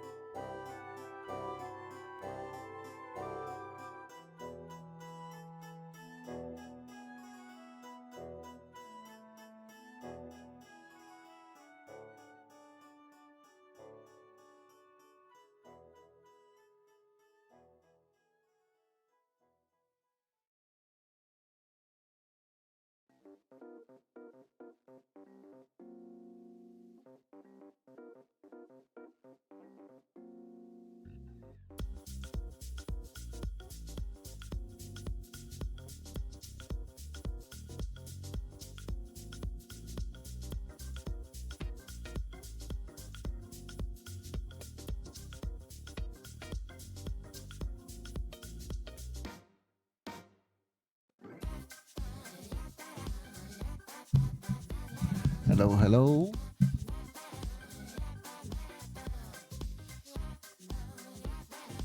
We're back. Hello, Lunatic. How are you doing today? Hope you're doing good. Okay, I think we're okay on the enemies part. Now let's see what else we need to do. No. 32 by 32. We need to do the pickups. We need to do the gems the little mole's gonna collect.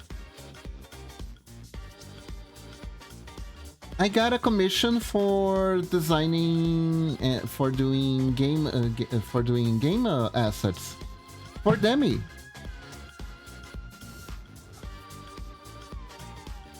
Demi's trying out programming. Okay, let's see my notes here. What am I missing? Hold up. There we go. Ruby, Sapphire, and Emerald. Okay. So let's see. Ruby. Ruby and not Ruby Rose. Okay. So for rubies, you can make pretty simple. I think I want to make it then around the same height as a little, same height or a little bit smaller than the mole character. Oh, I actually, well, regardless, these are most prototype. We can change them, it's no problem. There we go.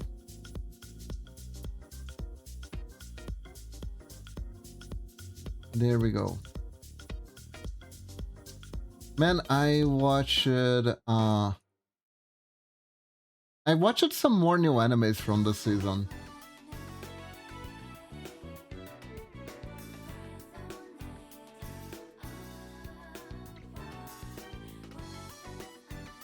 Thankfully, nothing as head-turning as that 29-year-old dad one.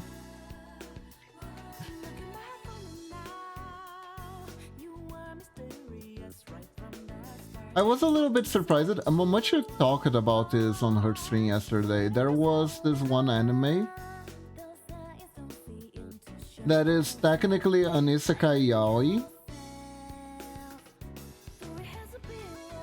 about a dude who's an office worker that get transported into like an otome game world, essentially, because he was standing near the chosen girl who was teleported.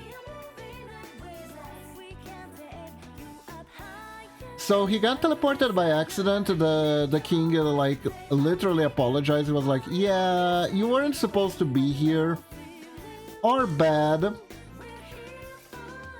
Don't think we're a bunch of assholes. We will provide you with housing and whatever the hell you need for the time being, because we don't know how to like get you back to your home until the ordeal is done. So, you know, sorry, so sorry.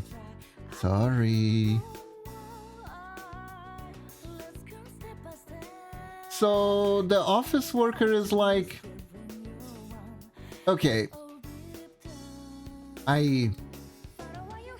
please give me a job, give me something to do. He's kind of a workaholic. So he's like, do you guys have anything that in accounting? Do you guys, I do accounting. Do you guys like need someone to work in accounting for the kingdom or something? I'll do that. And they're kind of like, well, sure.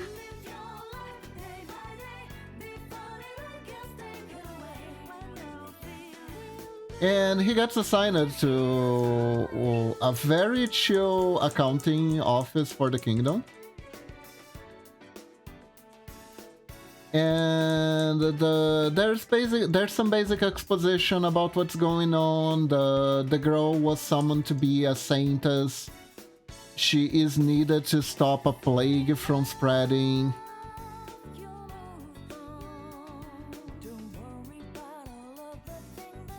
And as he learns more about what's happening in the kingdom,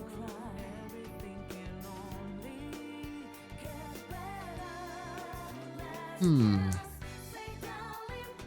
trying to think here. How do I make this better?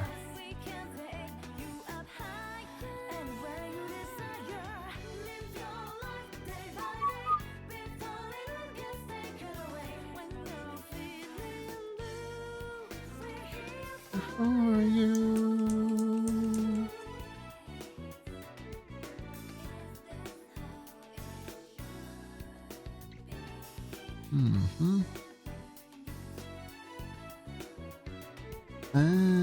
Okay.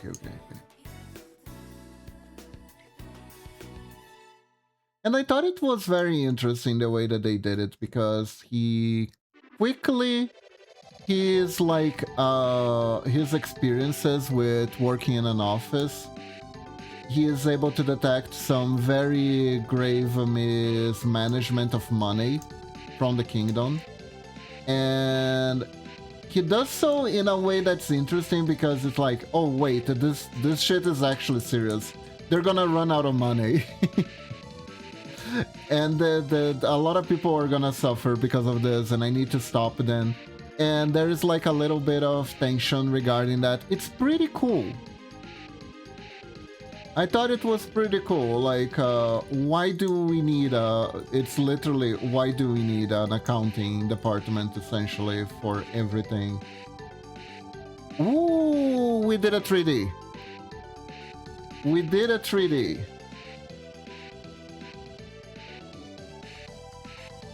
There we go.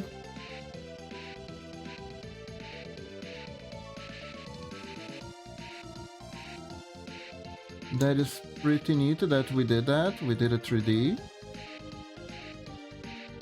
Very nice, very nice, very nice.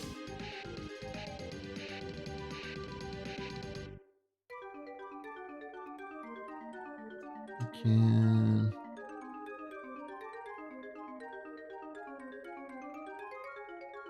And yeah, I think it's neat. The main romance seems like it's going to be between the captain of the Magic Knights and the office guy. Oh yeah, I'm also late because I was talking to my mom for a couple of hours. Oh! Hope it was a good discussion.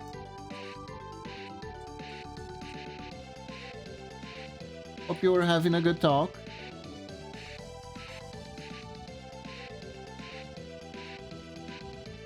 It ended up well, that's good.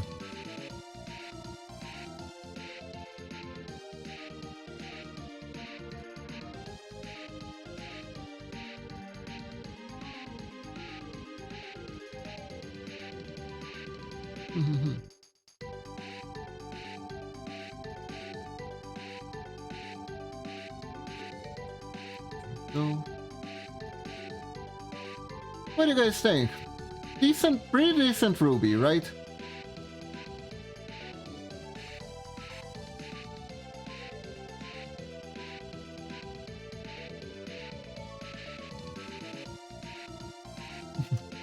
Nice. I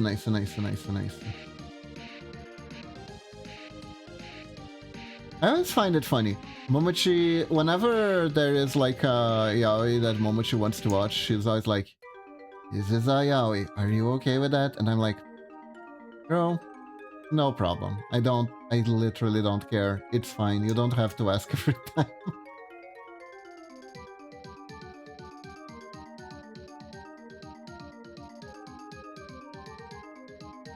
And mind you, it is very hard for Momochi to actually want to watch a yaoi, because she just doesn't really like relationship anime very much in general. It's kind of funny. She can like yaoi, but she doesn't like the relationship part that's always in them. So she always gets bored with them.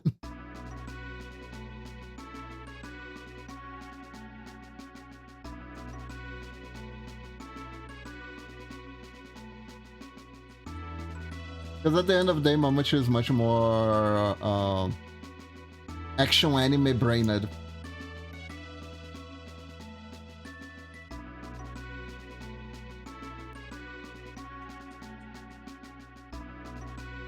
We found a few cute relationship animes, and she was.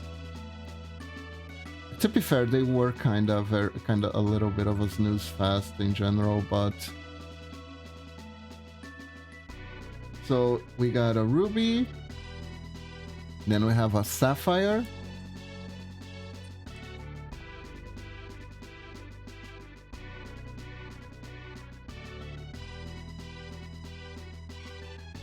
Let's see. Oh, I know. We can use this cut. I like this cut for the Sapphire.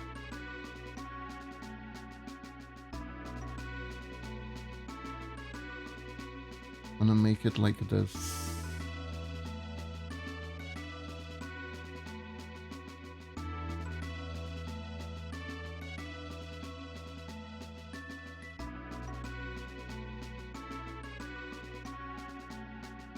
Well, if the Ruby is this big, we can make the Sapphire bigger too. Let's do...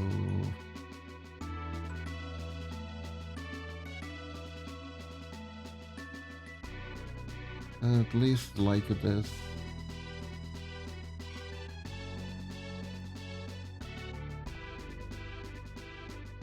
There we go. There was a very curious anime that we watched that was the... Oh, what was it? It was like... The blind girl is soon to marry the invisible man or something like that. And the premise of the show is literally... Main girl character is blind. And she works as a secretary at a detective agency that is run by an invisible guy. That is exactly what it is. So he is invisible, but she doesn't mind he's invisible because she can see anyways. And she is good at seeing him wherever, she's good at locating him wherever he is. That is the anime. That is the anime. It has like it has cute dynamics to it. It's very foie in general, you know what I mean? Very foie romance, it's very soft. And for some reason there are furries in it. In this world that for no particular reason has an invisible man, there are also furries, there are onis.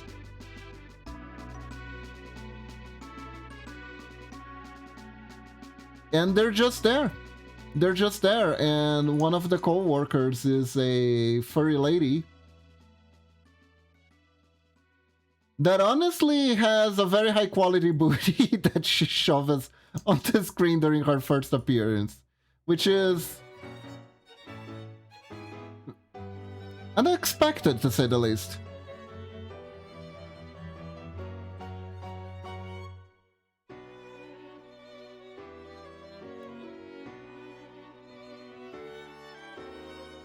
I'm pretty sure she's gonna make it a bunch of people's lists of I'm not a furry, but, you know.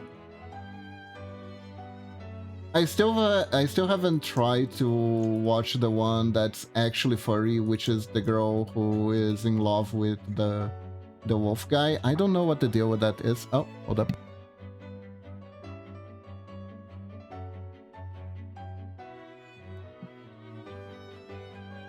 I don't know what the deal with that was. With that anime is yet. Maybe I'll watch it, maybe I won't. Thank you.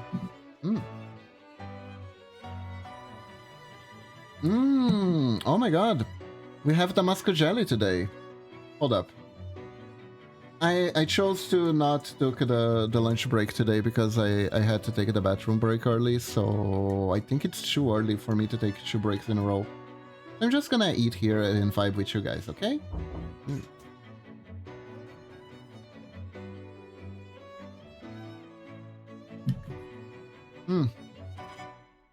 I'm trying to do this particular gem cut. Let me show.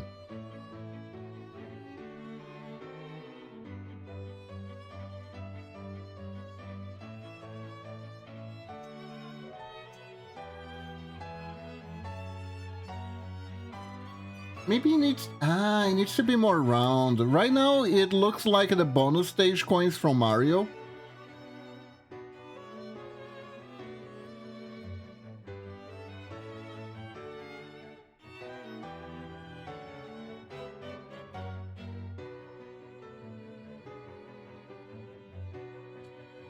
You know the ones that you need to click on the note and they disappear after a while? They're blue for some reason.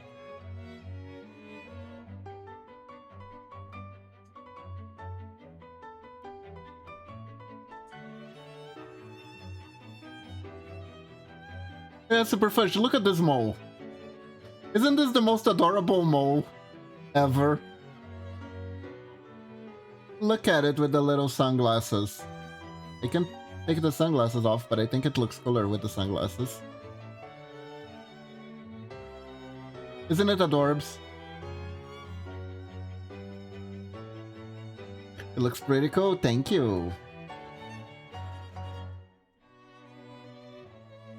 It's a cool little dude.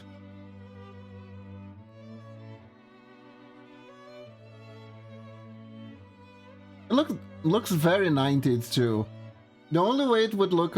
nah, it doesn't look 90s because it looks more like Gurren Lagann.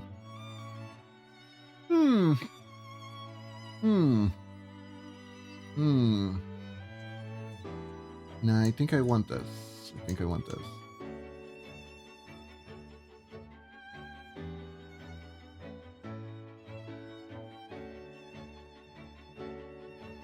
But yeah, the anime is really cute for slice of life romance appreciators. I am just not the target audience.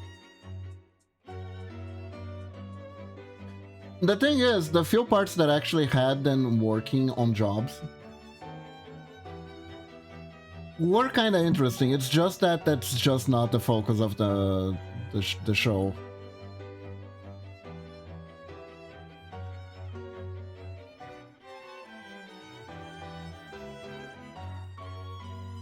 It's not what the show's gonna be about, and if I try to watch it because of that, I am gonna end up frustrated.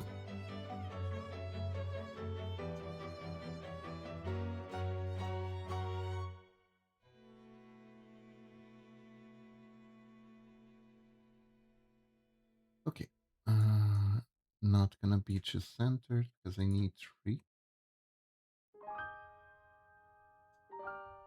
Whoop. There we go.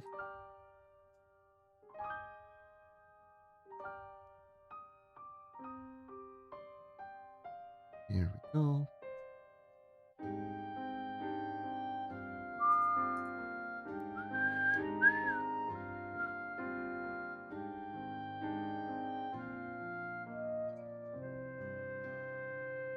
Here we are. Guys, what do you think is the easiest game to program? As someone who played a lot of old video games, I noticed that there's like a prevalence of a specific type of game when it comes to, like, let's say making a non-stellar game. There is one type of game that seems to stand out in being easy to program. And that game is the shoot 'em up genre. Now, shoot 'em ups are nowadays exist in the realm of bullet hells, right? Stuff like Touhou. But before stuff like Touhou existed,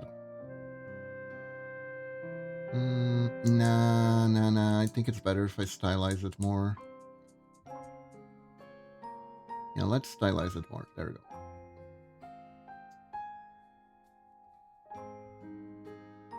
Before stuff like Touhou existed, there were like so many of these shoot 'em ups that were almost clones of each other. And sometimes they would try to stand out more on theme than anything else, so it's like, my shoot 'em up has a jet, my shoot 'em up has a ship, my shoot 'em up has a guy, my shoot 'em up has a buzz with wings, my shoot 'em up is a dragon. And that leads me to believe that shoot 'em ups are relatively easy to program, because you just make a top-down. You make the top-down map. You make a bunch of stuff coming at your character. Your character is kind of like in a rail line, sorta. So you don't have to create environments to be explored. It's like the most linear experience you could possibly have in a video game.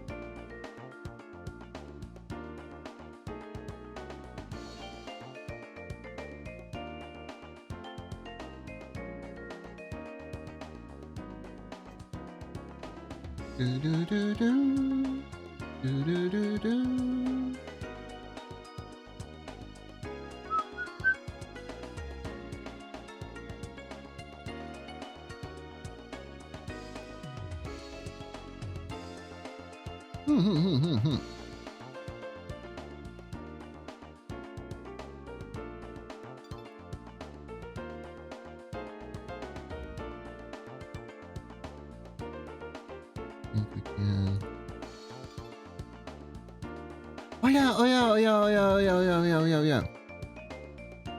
Wanna hear something that's both really cool and weird? Did you know that in ancient Japan, they didn't have... There were only 4 words for colors? Did you know that?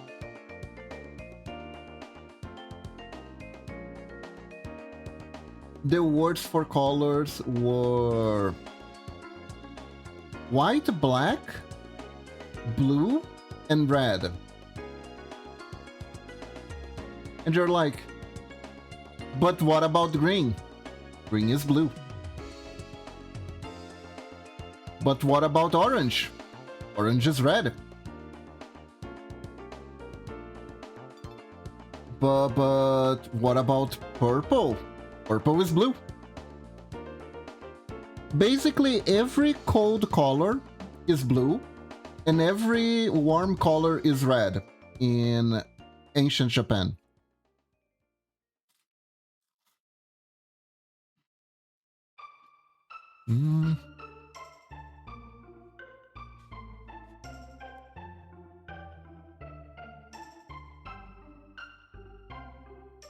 So basically, in ancient Japan, after the rain, a rainbow would show up and they'd be like, wow, how pretty. It has all the 2 colors of the rainbow.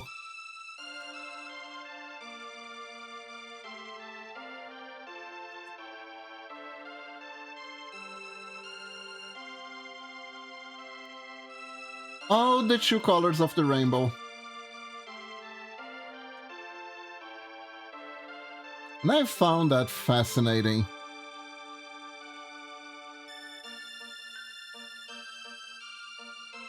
Like, I'm not one for, like, distinguishing stuff like magenta, right? But only having two named colors that aren't black and white feels excessive. They didn't have a name for gray either.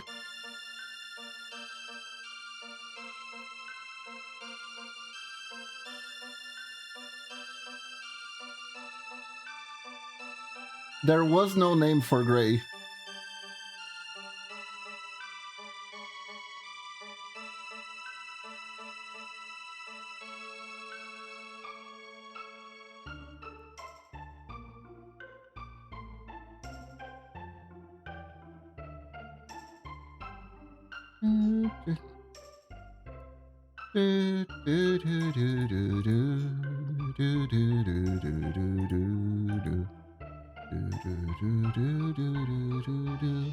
But you know how that impacts our lives in any way, shape, or form? It doesn't. But, if you're an anime fan, you've probably heard of the blue Oni, red Oni parables, right? When there's usually two Onis, one is blue and one is red and stuff like that. Theoretically, with those stories originating in ancient Japan, that means that those Oni, one could be pink and the other could have been green, right? The pink and green Oni could be the blue and red Oni, actually.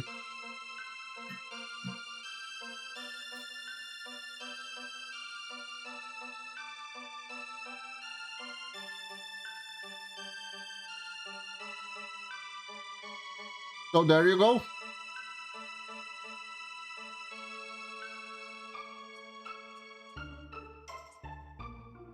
Isn't that crazy? I thought it was pretty crazy when I learned that.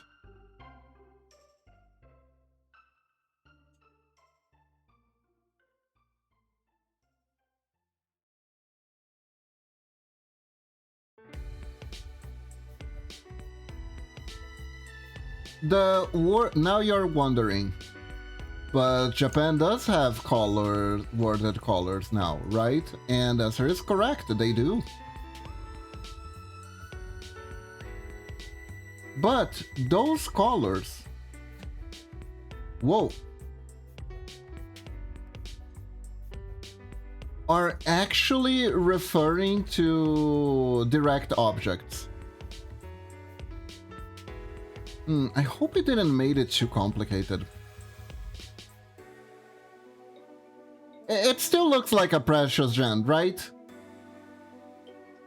It didn't make it too overcomplicated, right? Right?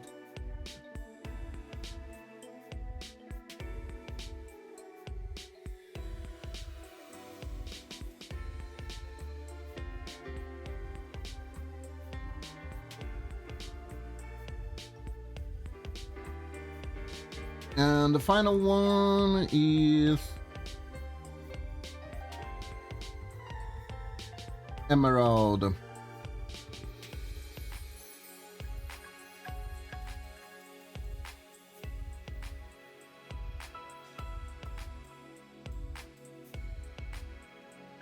Princess Emerald. From the kingdom of I'm going to die now. God. Oh yeah! Oh yeah! Big news, big news, big news, big news. Magical Knight Rayart, the anime, has finally been bought by Netflix. And it at least is available here in Brazil with the original audio and subtitles. Which means, my dear ninjalings, that on this week's Scuff Day, we could watch it. We could watch together. We could watch Magical Knights Rayard together. If you guys are up for it. If you're up to it.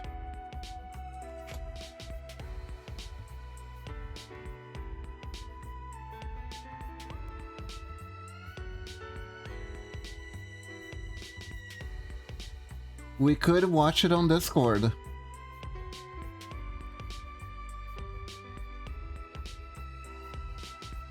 It's pretty cool because it's like, to me at least, it's like a big part of anime history. At least here in Brazil, because it was so big when it came out. And there were so much toys. I didn't get to experience that part though. Because the toys were for girls.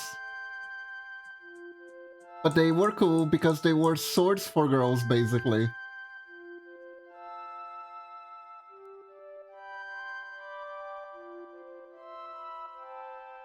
And I wish I could have played it with Dan.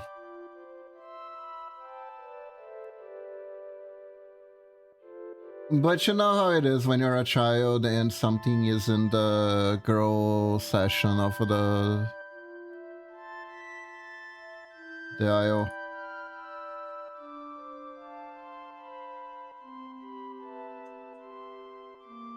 You end up caring a lot about that because it feels like all the grown-ups care a lot about that, so you get kind of scared.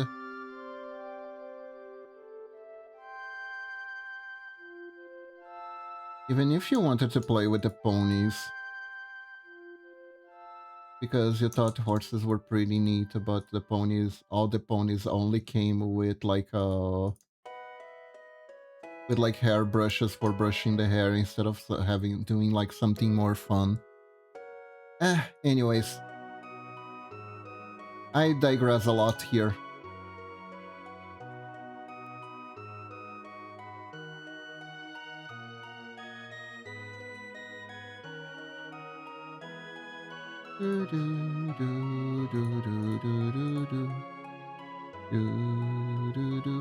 Oh, this looks like a cool emerald. Growing up, I learned that grown-ups and just children with more responsibility, but they still have no idea what they're doing. Yeah.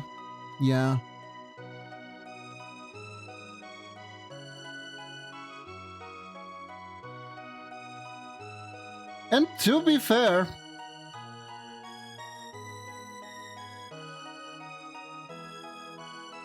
being a grown-up isn't easy, and I think part of the reason why being a grown-up isn't easy, it's because the not-so-grown-up grown-ups just make things harder by shoving responsibility to everyone else.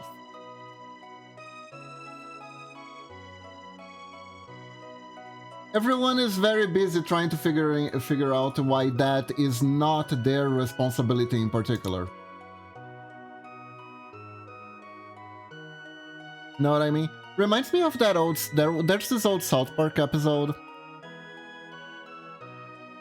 Which is the Crab People one.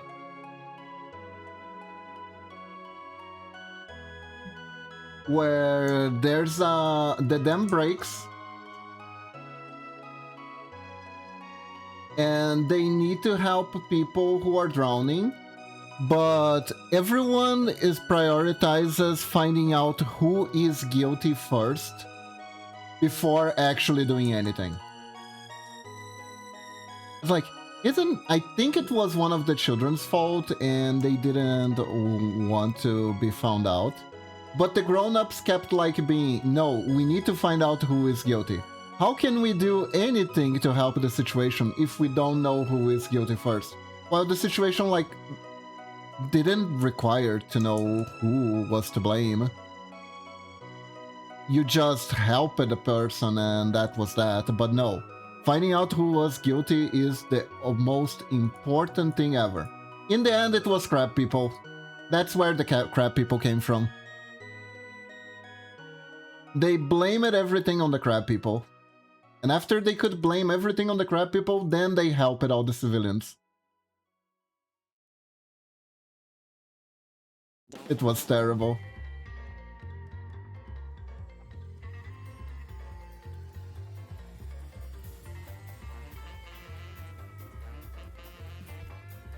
There are some good South Park episodes and some more unfortunate ones.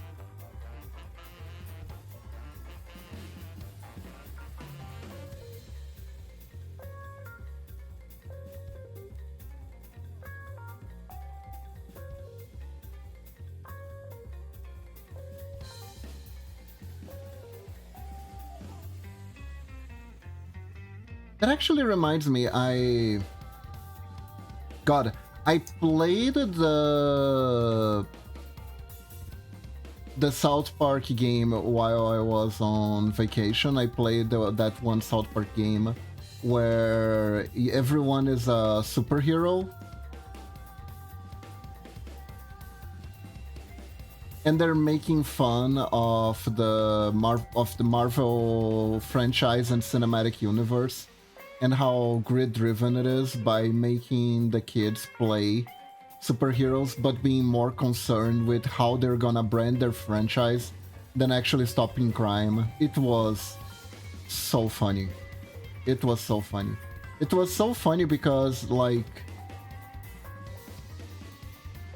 with how Marvel was handled by Disney and stuff like that, the things that they were making fun of in the game were still like relevant criticism for what they do with the shows today, with the shows and the things today.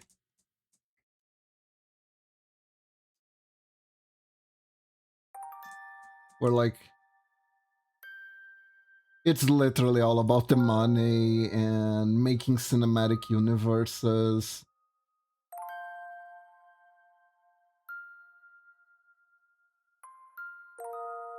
And you don't really care if a little kid gets a fractured butthole because they farted too hard into another dimension, you know?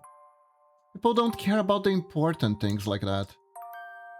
Also, I made myself as a character, so technically I got the fractured butthole playing that, so ouch.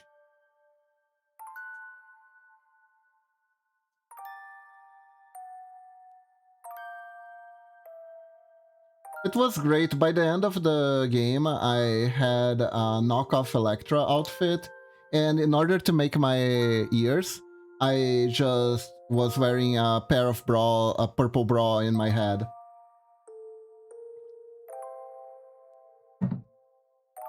And the worst part is, it kinda looked like my VTuber model, so... Chef's kiss for the... for the customization.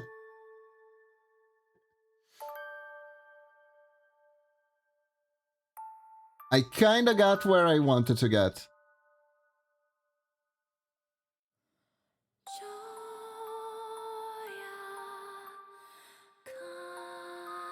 Which I think is one of the strongest parts of like South Park art design. Which is, it's like extremely simplistic, but it gets the shapes across very well. So you can kind of make anyone be a part of the messed up world, essentially. Cinematic universes worked before because of things like consistency with characters. People love it. Yeah. Then the consistency part went out the window. Almost entirely.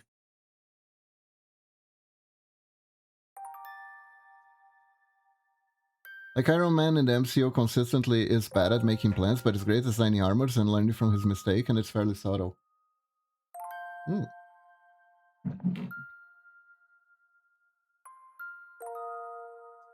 I see, I see, I see.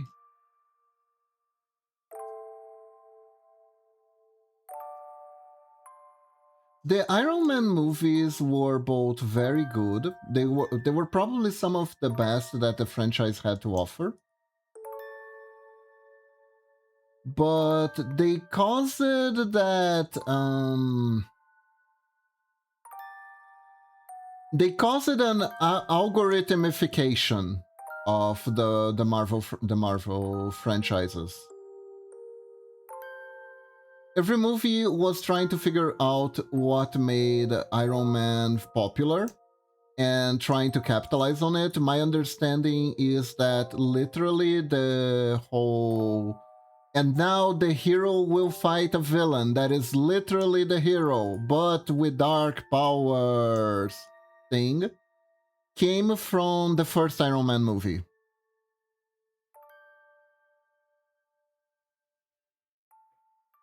Like in all his movies, he says things like, I have a plan, attack, and then later the same movie from his mistakes, stop being cocky and ask WW2 Soldier to call the shots, knowing this guy would be better than him at it. Yeah, that is growth. That is growth. The Marvel Cinematic Universe had two core issues that ended up becoming like a huge jewels. A huge issue for them down the line. They had two main issues. The first main issue was, this absolutely is my subjective opinion, which means it's objective truth, because that's how subjective opinions work. In Infinity War, he has Spider-Man make a plan, and later Peter Quill, because he learned that he sucks at those types of plan and it's hyper consistent throughout the movies.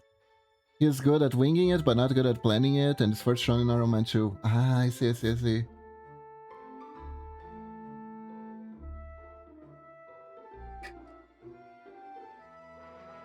It's the same issue with the comics, where you keep passing down the character and the stories down to other people over and over and over, until at one point it's like,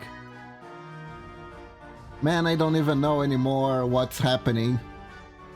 And then, the Punisher shoots Wolverine's balls because they'll grow back anyways, it's fine.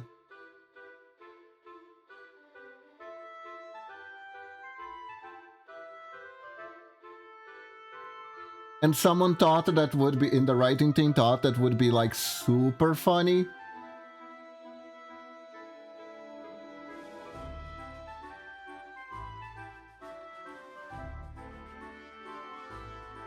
That happened in the comics, I'm pretty sure.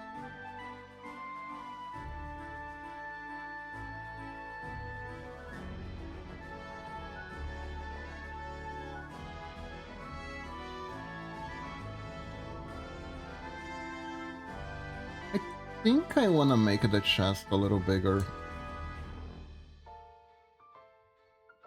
Yeah, we can increase the canvas a little bit. I don't think it matters that much.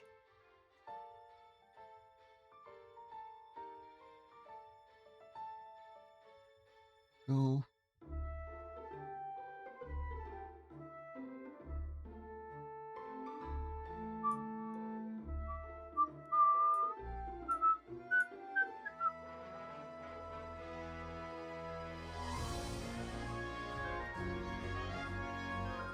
But yeah, what I was going to say, oh yeah, what was like the core issue of the Marvel Cinematic Universe that they set up?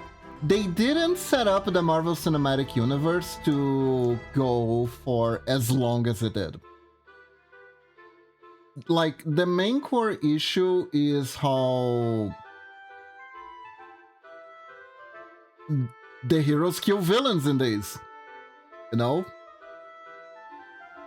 Either directly or indirectly. The villains tend to die at the end of the movies.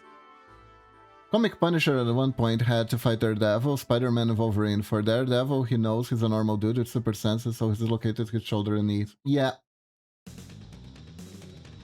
That is more normal. Shooting Logan in the balls was very uncool, though.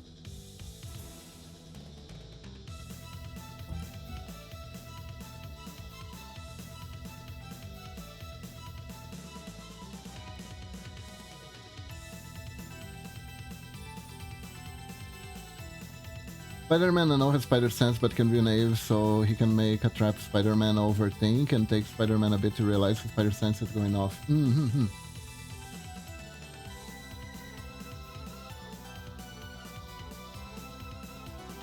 Yeah, Peter is an overthinker, especially when he should just go with the flow most of the time.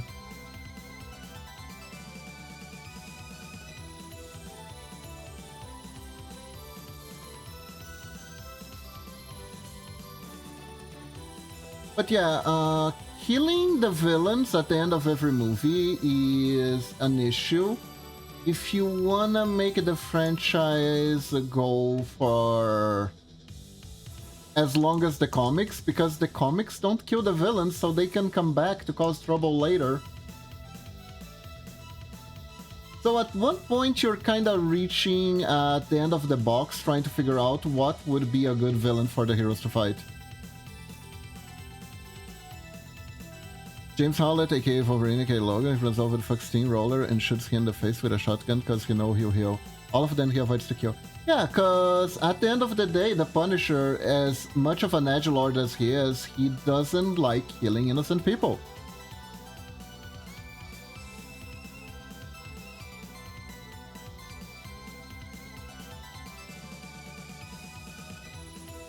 Good night, lunatic!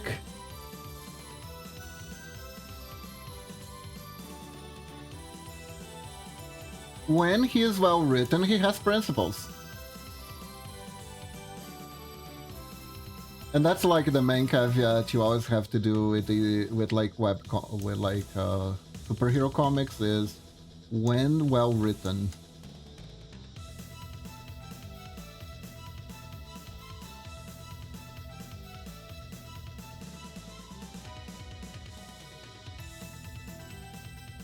Also, shooting Wolverine in the balls ain't gonna do anything other than piss him off. Indeed, indeed. I think it was meant to be like a comedic moment, a haha moment. Like, he shot his balls off, haha.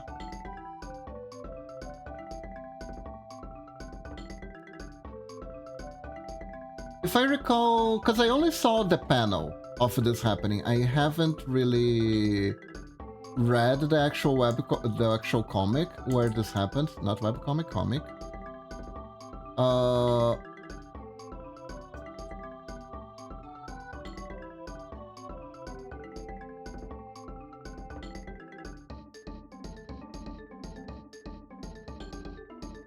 Essentially, Wolverine was already down. He was already defeated. It was served like no purpose to shoot him in the balls. Like, when it comes to superheroes, I don't read a lot of comics, but I used to be a bookshop kid. Which means that every Friday afternoon after I was done with school, I would hang out at a comic shop where people played Yu-Gi-Oh!, Pokemon, and Magic the Gathering. And I would overhear other people talking about stuff that happens in the comics a lot. Alright, Mecha Frogodzilla, have a good one! Thanks for dropping by. But yeah, I was a comic book kid, so I used to like hang around where people would discuss comics and stuff like that, so I would learn a little bit by I would learn about superheroes a lot by osmosis.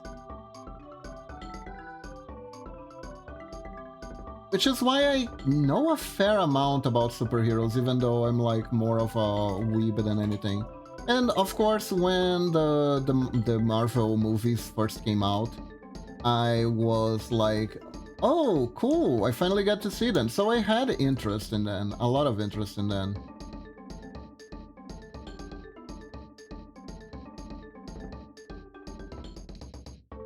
And I had a lot of fun with most of them. up until Endgame,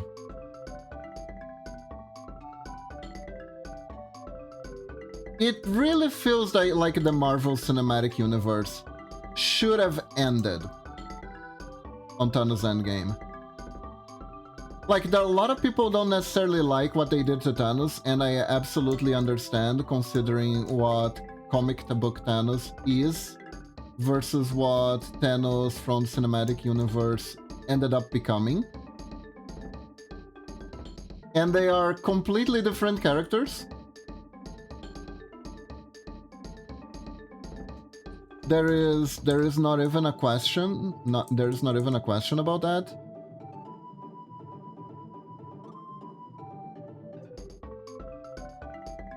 Go.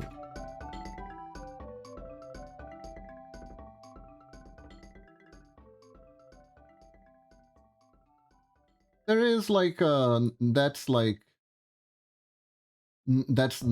impossible to dispute. They are like just completely different people. One is like, I think it's called Malthusianism. Hold up, let me figure that out.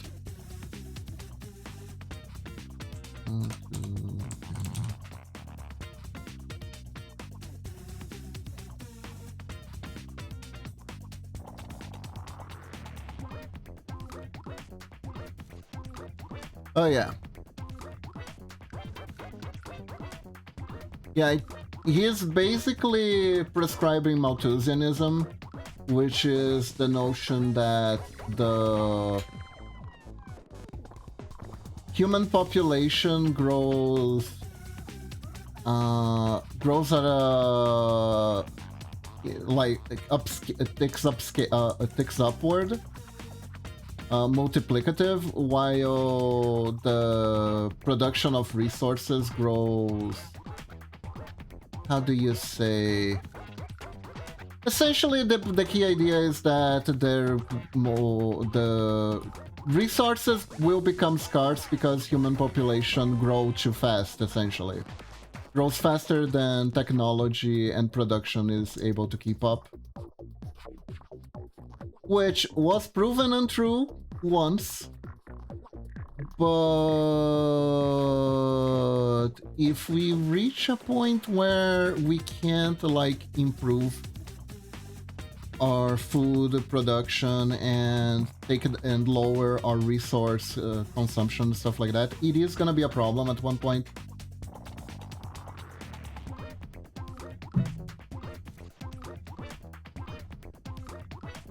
And Thanos pretty much prescribe it to that theory.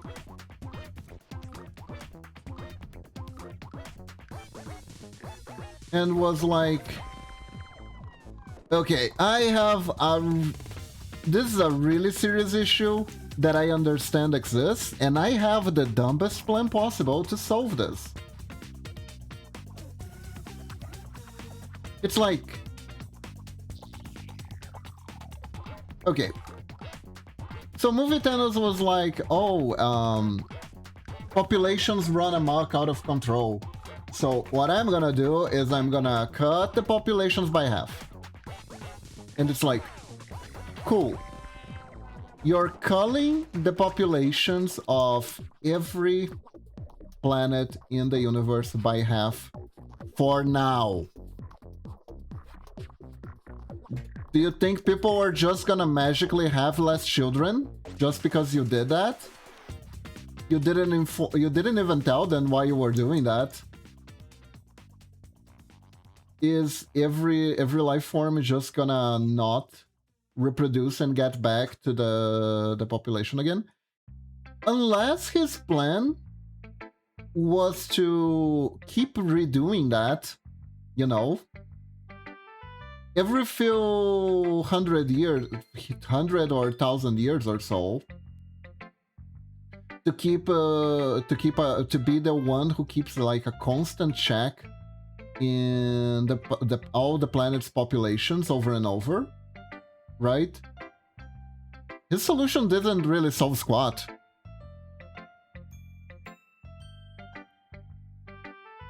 I remember seeing a video about that, and it would have actually lowered the max cap of people due to how populations work.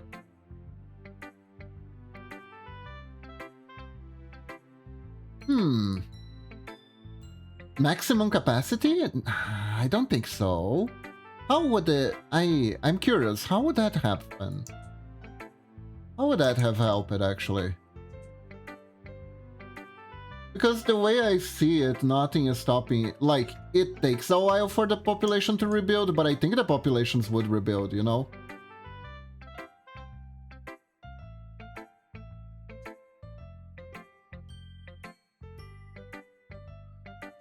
My main source being the Black Plague in medieval times. Like...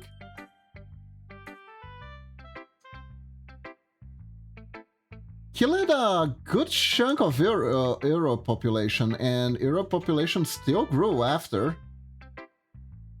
Not max cap, but having it whole population grow at a logarithm curve, halving it does change the azimuth. But it's only a matter of time before it picks back up. It picks up again, right?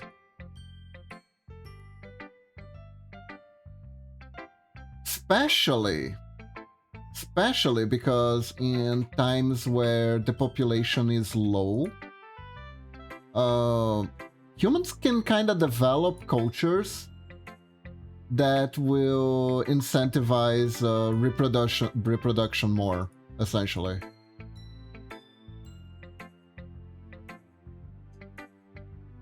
I am 95% sure this is pretty much where the whole sexing for recreational purpose is very, very wrong, and you should only do it for reproductive means. Pick at its main sting, you know?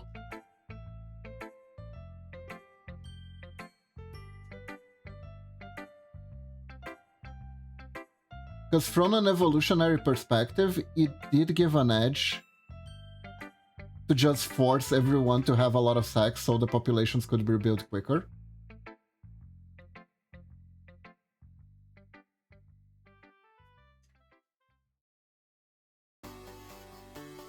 There's a point where rate of death equals to rate of birth, and population growth is not a straight line, it's a curve, and the curve has an azimuth where it approaches but never reach. Ah.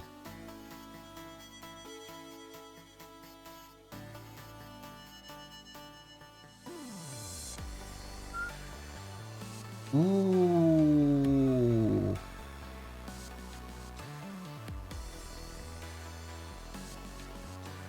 I am kind of curious about those numbers. I'm not entirely sure I'll be able to understand them. I don't know what the word azimuth means. Probably because it's something completely different in Portuguese.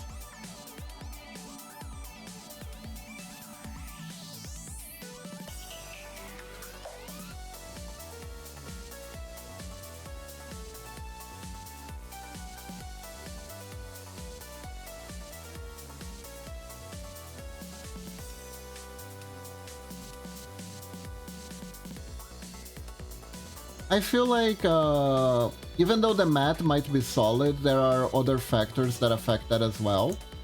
But I am very curious how this was calculated.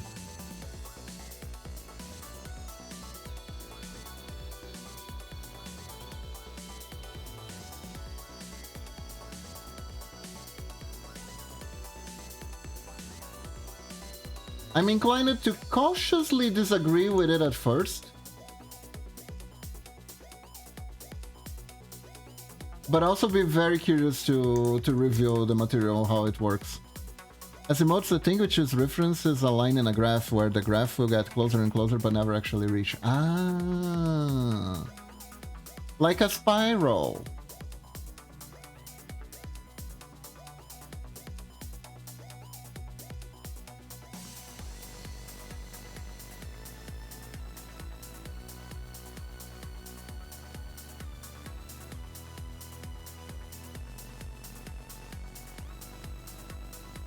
You know, from Limbus.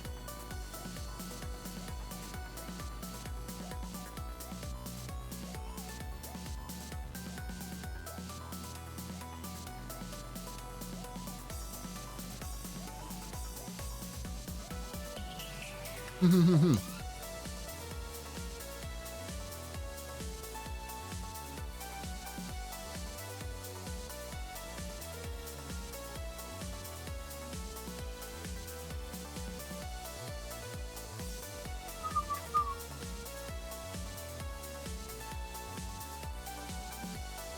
God, that was a good canto. I'm not gonna talk about it until Momochi finishes it, though.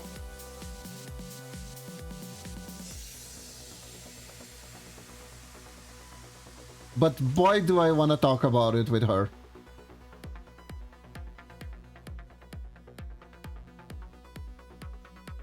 You haven't started part 3 yet? Part 3 is gonna be like, it's like really fun. But I think it's the hardest one. It's gonna be I think it's the hardest part of the canto. This canto, the difficulty was very interesting, I thought.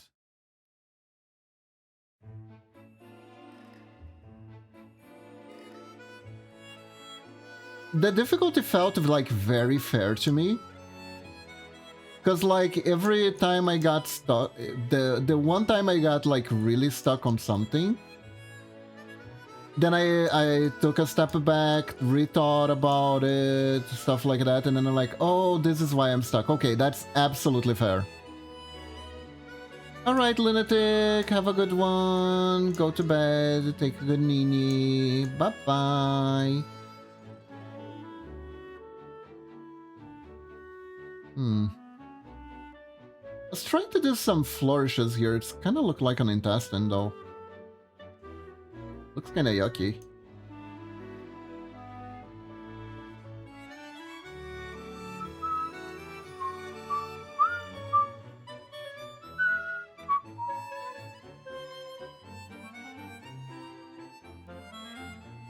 Yeah, it's definitely not working. Wowie. Wow. I think I'd rather do something more simple.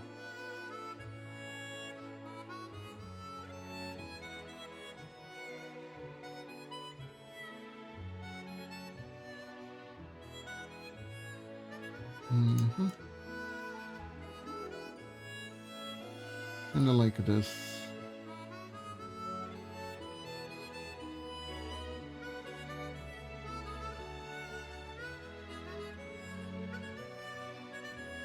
Yeah,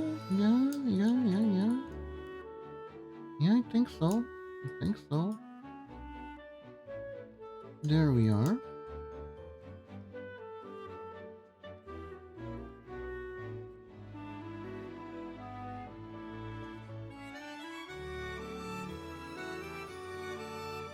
But yeah, what made me lose interest in the Marvel Universe was absolutely definitely the homework. The homework part of it just killed it for me. It wasn't even like declining writing or anything like that, because I don't even know when that started. I think it was during COVID, actually, that the writing hasn't really been up to par. It's something that I see a lot of videos of people complaining that the writing has gotten a little stale. People were definitely not big fans of She-Hulk when that came out. But at first I thought the main reason for that was just that it was like a TV series instead. And I thought WandaVision was pretty good. I thought the movie that came after completely invalidated WandaVision, but I thought WandaVision was really cool.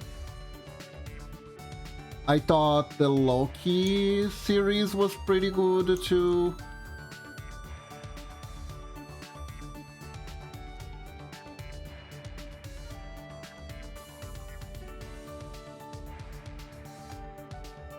That wasn't spoiled by any movies, thankfully. I think. I hope.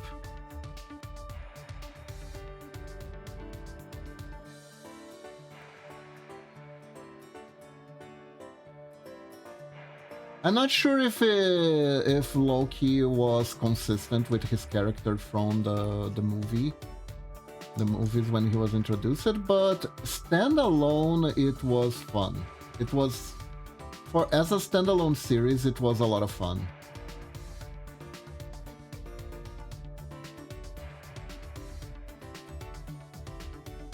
But that's it. That's it.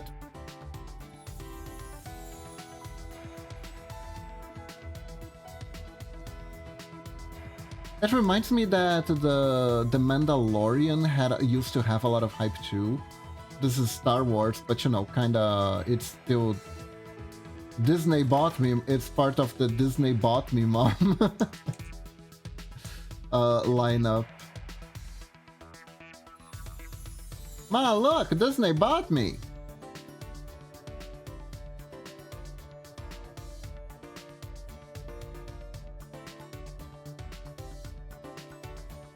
Oh, there we go. There we go. Now this is a nice looking chest. This is a nice looking chest.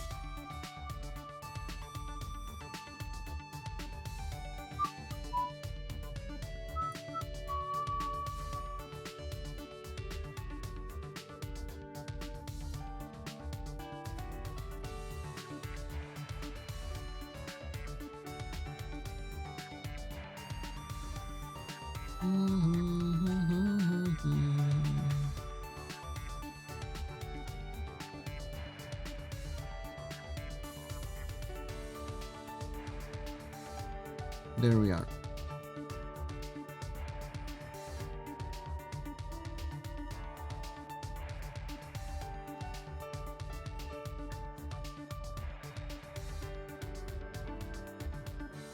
There we go.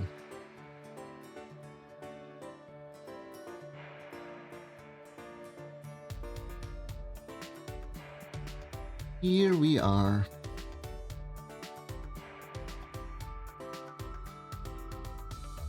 I thought The Mandalorian was very corny. And it was fun because it was corny. But it felt like it was a little bit too long. It felt like a little bit too long. One of those shows that kinda just keeps going. And after certain episodes, you're like, okay, this is very episodic and all that, but what was the point of the story again?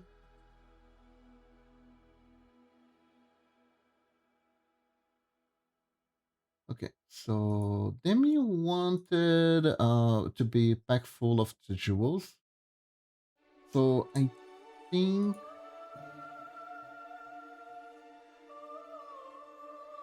we could, like, let me start by... I'm gonna shove each jewel in a different layer.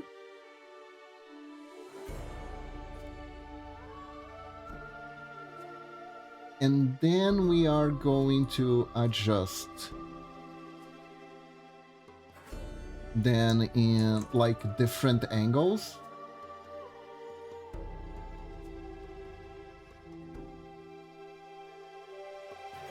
And stuff like that to make it look like there is a bunch of them, they're all piled up and stuff like that.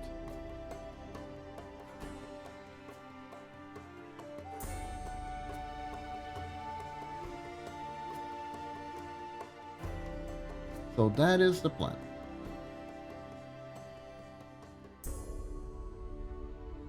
Right.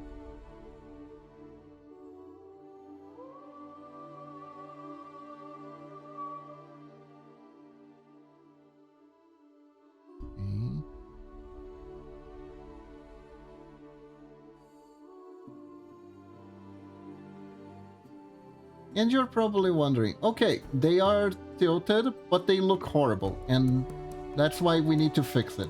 Because whenever you rotate stuff in pixel art, it kind of breaks everything, but that's okay.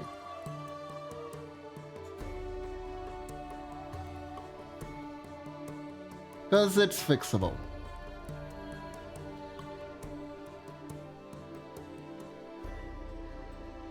Rotating pixel art is particularly tricky because sometimes, it's better to start from scratch than to rotate, but other times it's salvageable. And I just believe this is salvageable, essentially.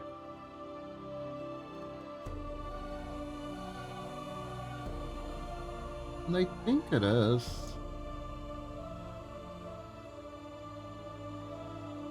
Do a little bit of sculpting here and here.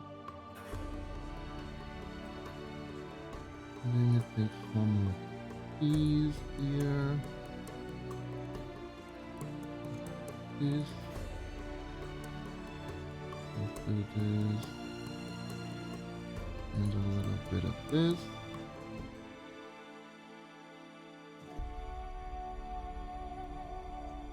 Just put some spit and shine in there.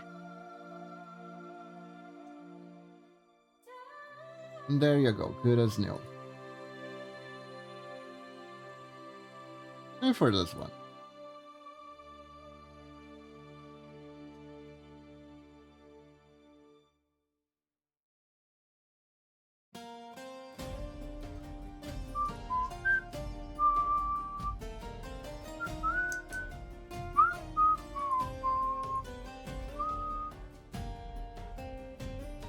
Go.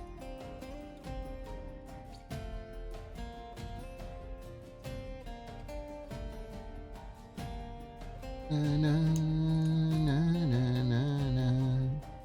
Na, na, na, na, na, na, na. Na, na, na, na, na, na.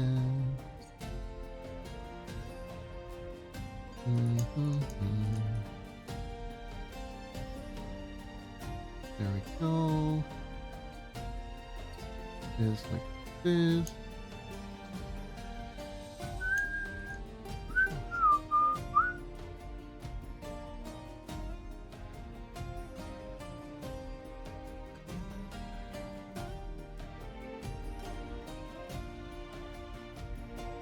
Yeah.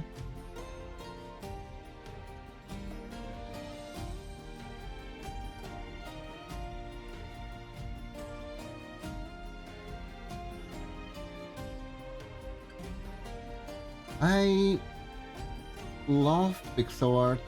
One of the things I really like about it that I find that this kind of work in particular is just very, very relaxing.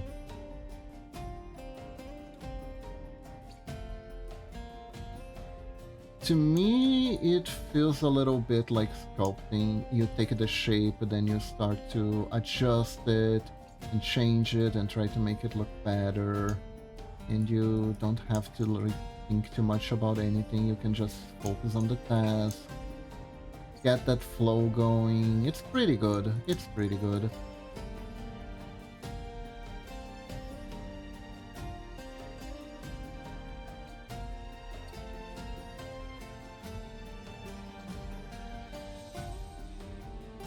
I like doing that a lot.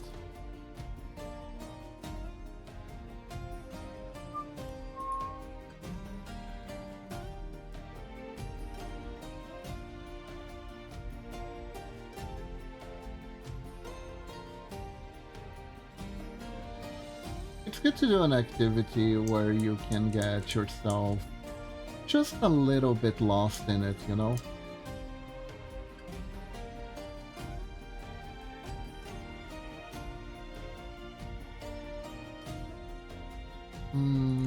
Yeah, I think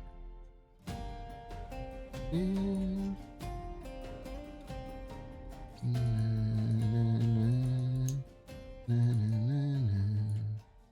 Yeah. Okay.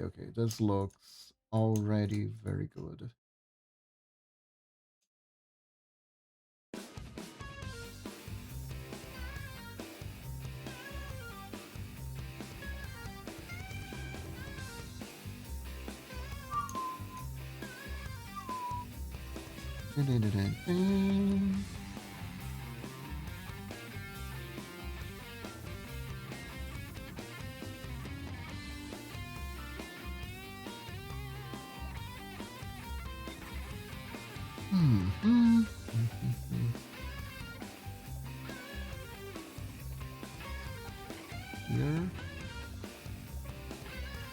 here.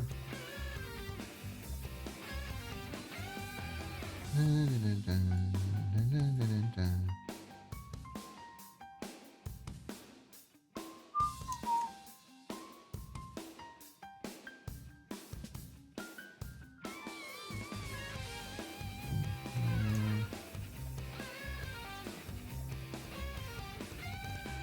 Yeah, no, alright, okay.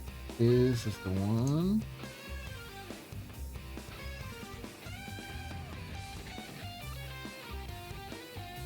And we can put it down here. There we go. So now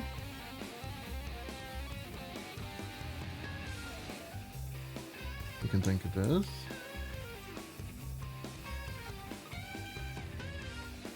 Put one kind of like this here. And I take the ruby.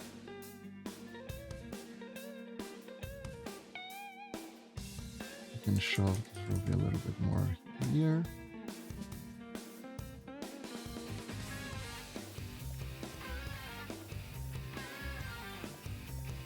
Do it like this.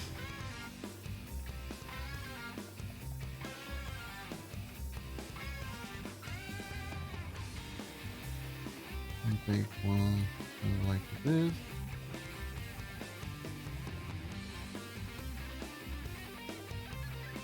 Then we can take the ones that are in rotato.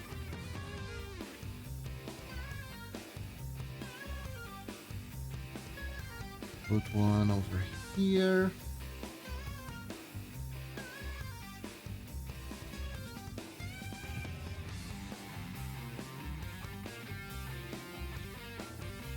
It looks pretty good. It looks like it's very overflowing with treasure.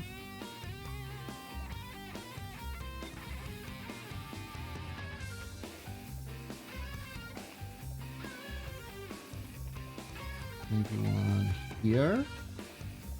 Nice, nice, nice.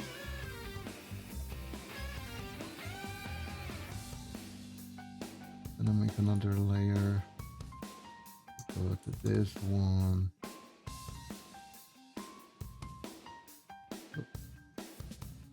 What? I thought I copied you.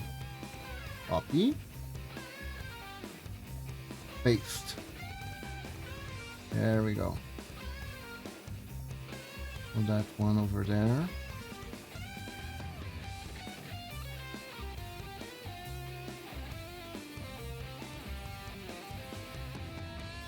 And there we go. A cache of overflowing treasures.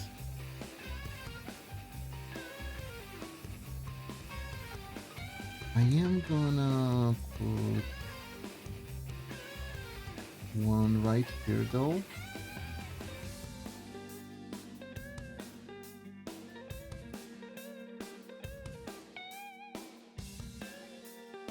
Because it helps cover some... I don't want it to line up. If it lines up, it's gonna look a little bit worse.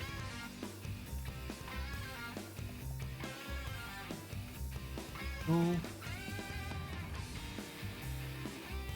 now that I did that, I think I want another ruby to be right over here. There it is, there it is, there it is. There we go.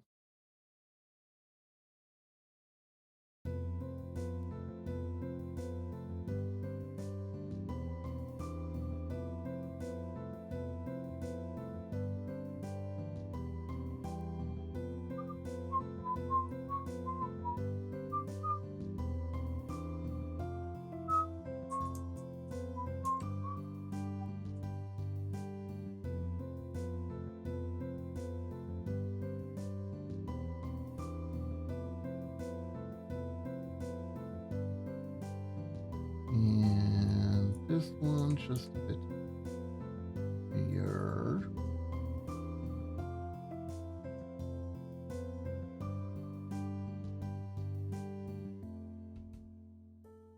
There it goes. There it goes.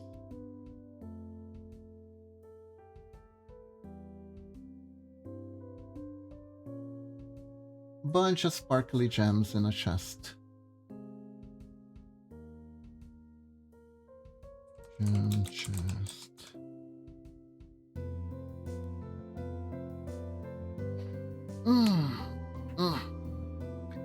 Let me stretch a little bit. Drink some water.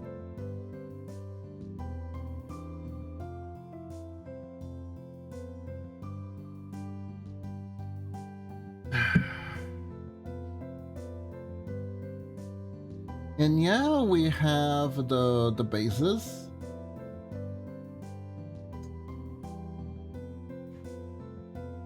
For the main character, the two enemies.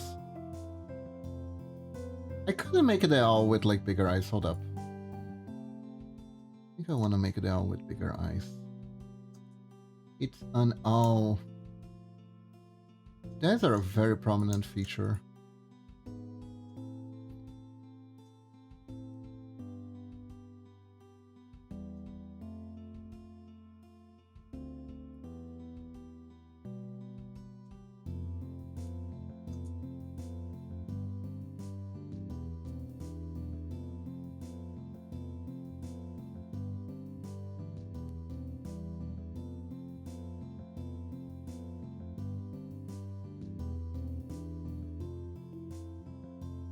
There we go.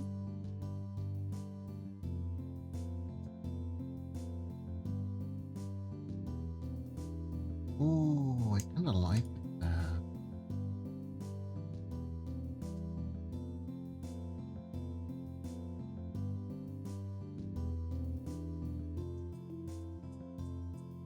Maybe. Huh. It works really well on this side, but it doesn't work that well on this side. Oh, there we go.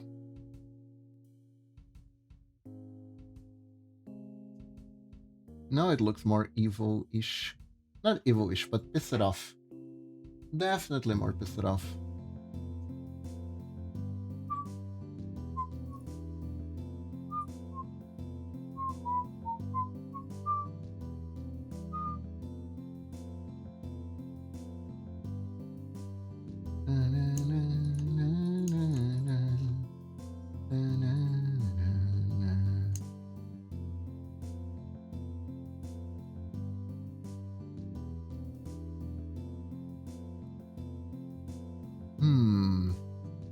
Those white tips are pretty interesting.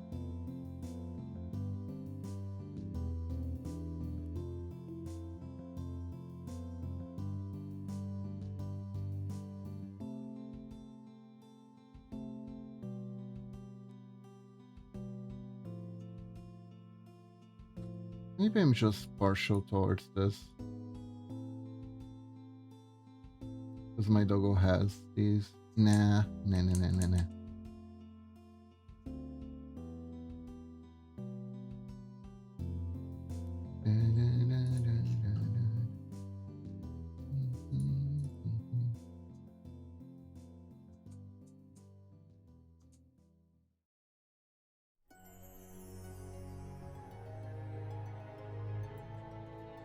Okay. There we go.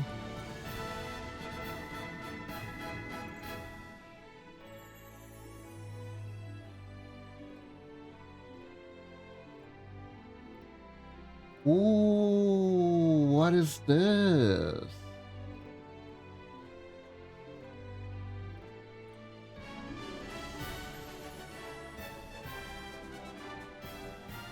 Yeah, this creates a little perspective. I like that. I like that. Creates like a little chub here in the face. Fits well for an owl.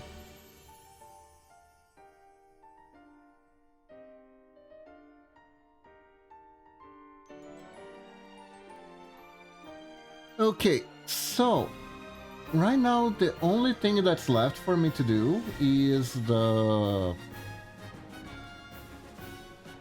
tile set. And obviously animate all of this, but I meant from like things to get that needs all the things that need approval. So right now, let me grab.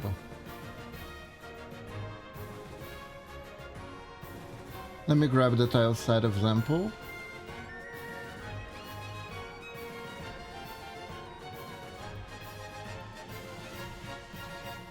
And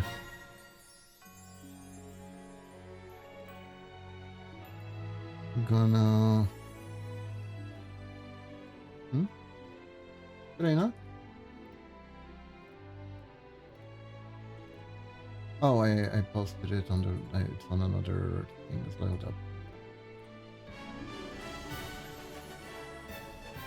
There we go. I needed this essentially to know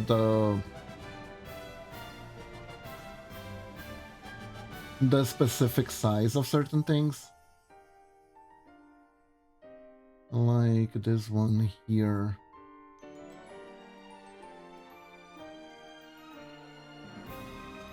Yeah, let's start just doing this thing here.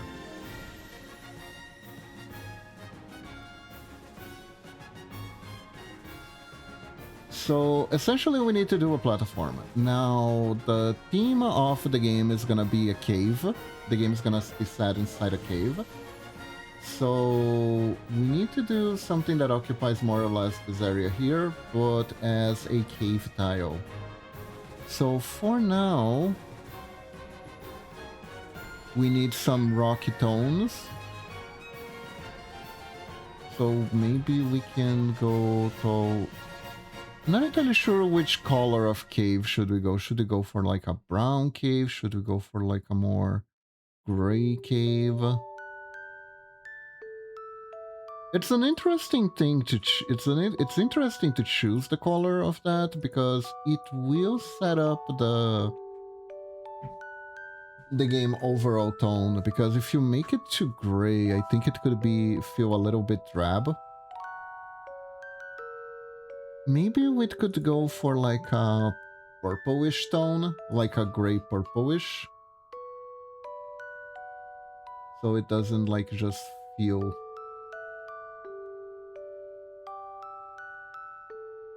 No, I wanna see... No, I'm not meant to make it mirror it perfectly good.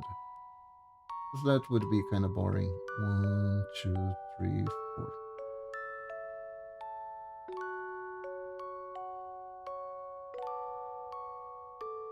So something along these lines here. For the platforms. And that's enough of the reference that I need. Otherwise it might affect how I work and I don't want that. Now we need to make rocky formations.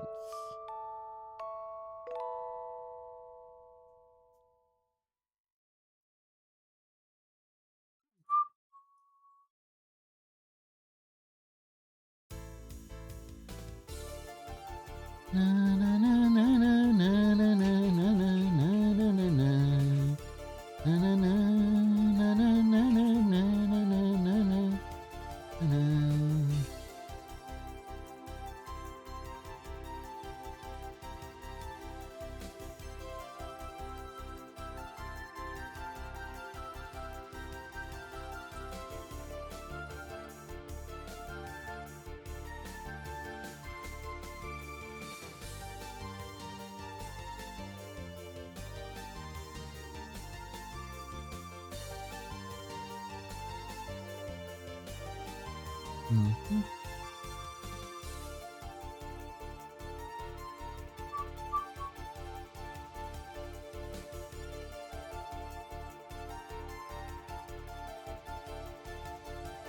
Cool.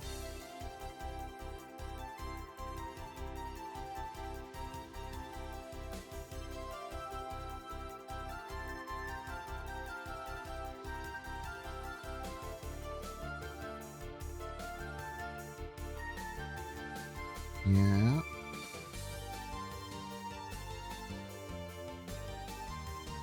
Rocks are interesting to make. Like, absolutely.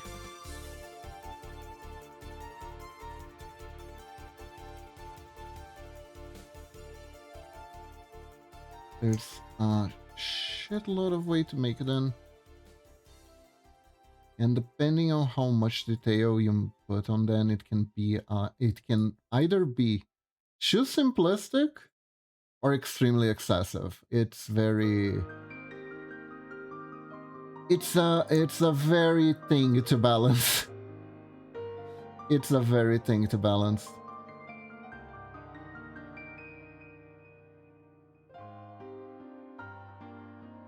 Especially because you can also add cracks in there. Outside of just piling the rocks on top of each other.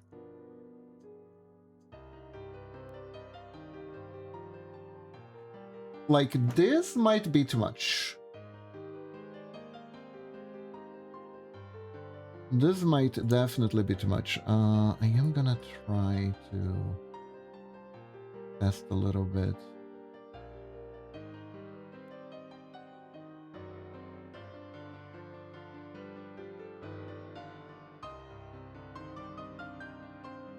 See if I'm not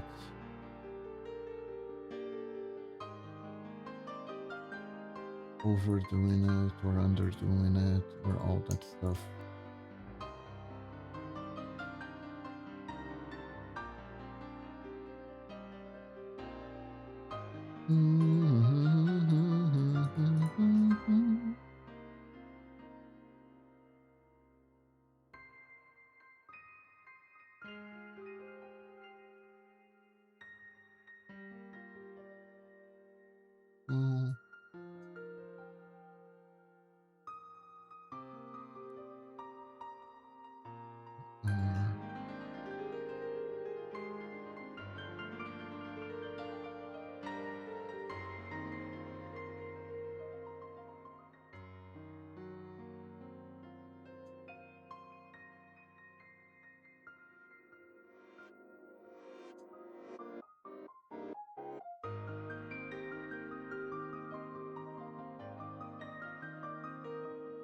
Go.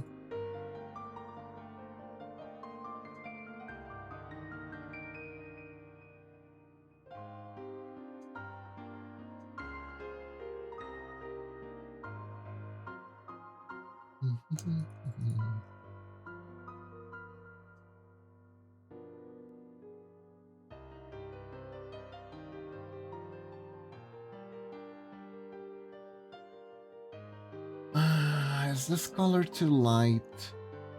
Color might be too light. It's a bit better.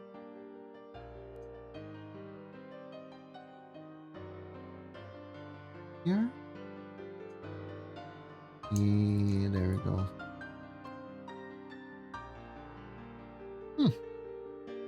Honestly though,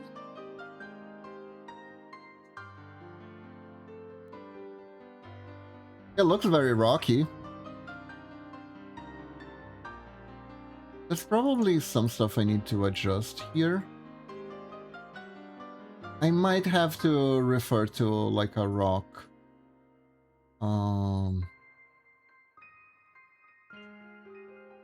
Like a guide on how to draw rocks and stuff like that. But that's gonna be more for as a revision because I think it's looking kind of cool. I think it's looking pretty cool.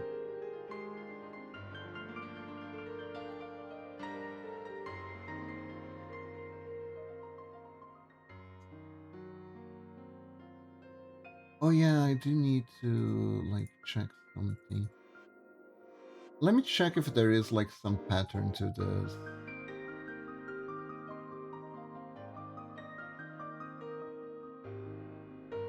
And the answer is not really.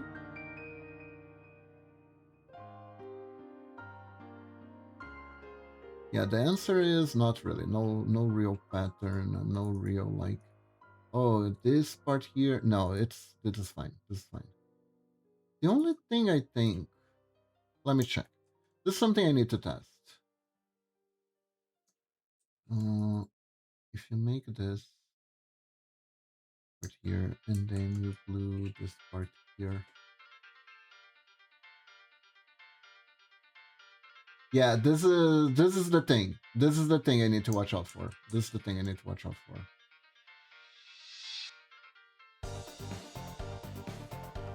I got a little bit carried away, but it's very important that at the middle,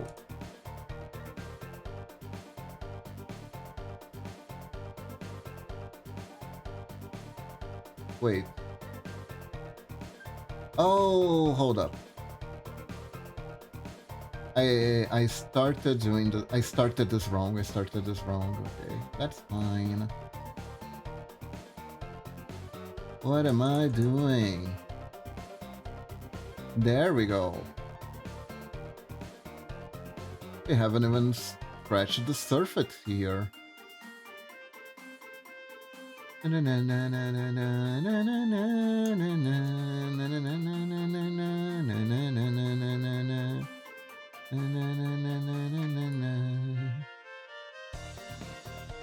Yeah, there we go. There we go.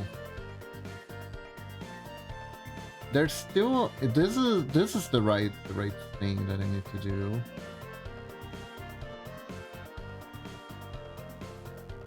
Now I don't need to mimic it entirely and make it like a ramp here, but theoretically. I was making a very smaller platform than what was supposed to be done, so you do need to be careful about that.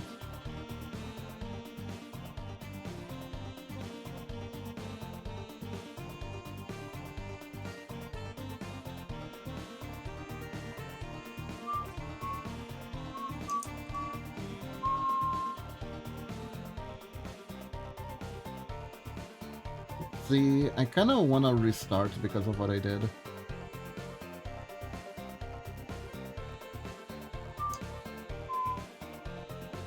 But it's fine. We can absolutely work with what we have so far. Like, if I want to keep the more inclined nature, I can just do this. It's like no problem. But oh, really?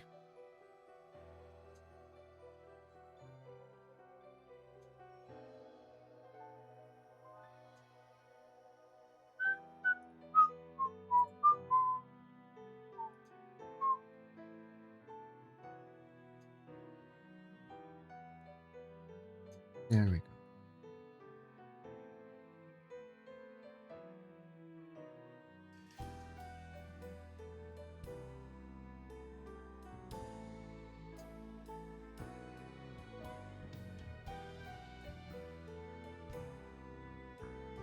It's also very important that I don't overload. Hey Rose, welcome to the stream! Overload with details too. I think this is gonna be the trickiest part of doing the rocks, if not try to overload with details.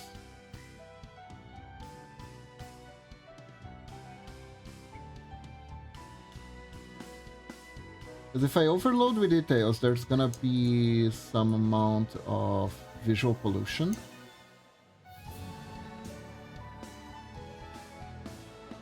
I gotta be careful with that.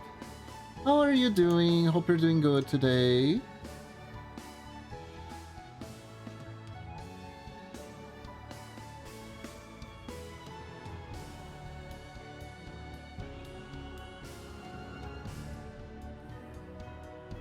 I got a commission for game assets.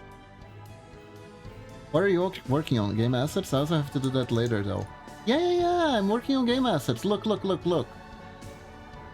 This is gonna be the main character.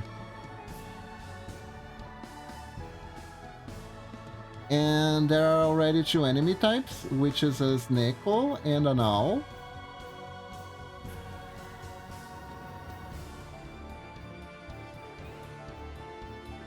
Got ourselves some jewels to be collectibles. He got sunglasses, he does, and a chest full of goodies. And now I am working on the rocks.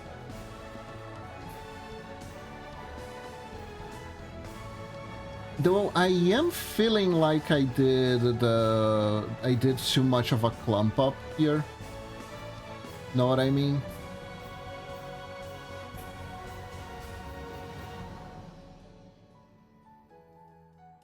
I feel like I need to unclump. Rocks are hard. They certainly are. In more than one way.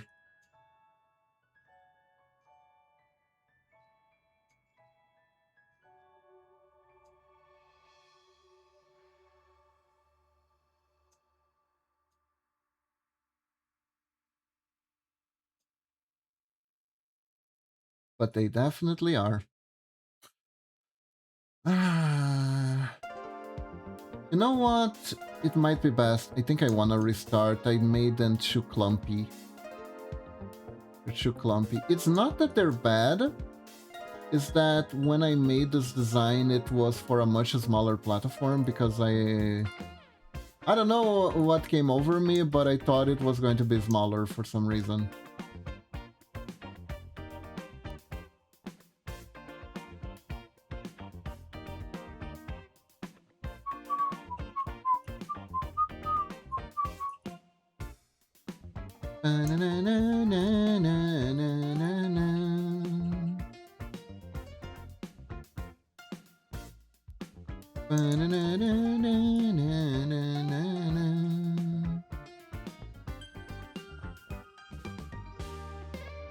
Had a rocky wall in the Daily Pixels and I spent a full day and extra trying to get it look better. Yeah, there's a bunch of tricks to make rocks look good.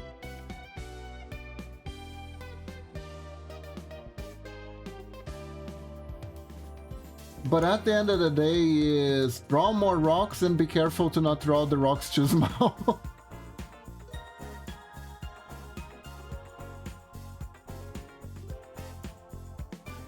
It's usually how it goes.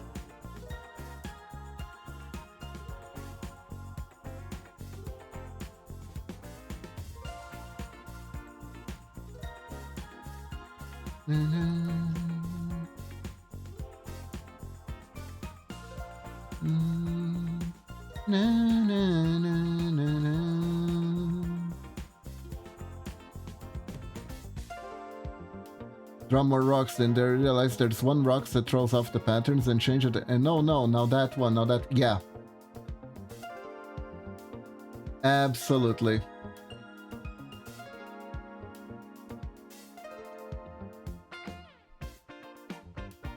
And also make sure the rock pattern doesn't give people headache when looking at it.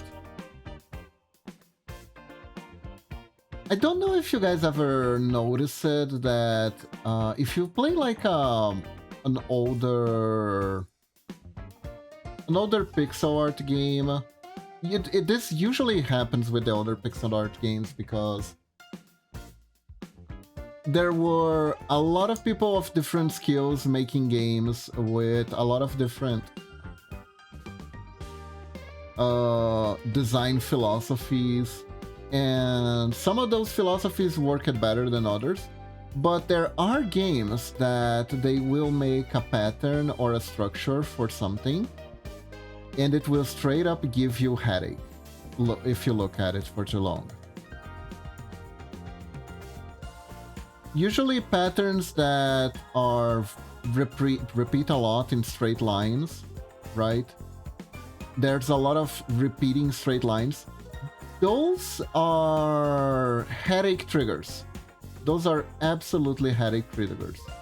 And funnily enough, there are good reasons for that.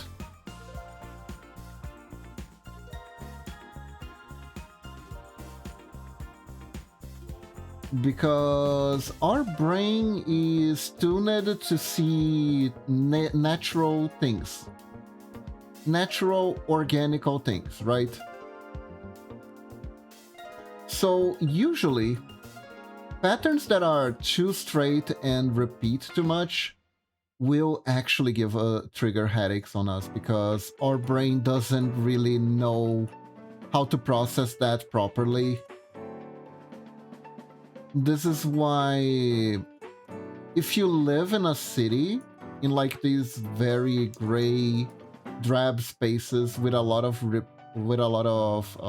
repeating patterns, which are somewhat popular in like designs for office and stuff like that, right? If you stay in that environment too long, you may start to feel headache and stuff like that. That is why. It's because your brain literally rejects that.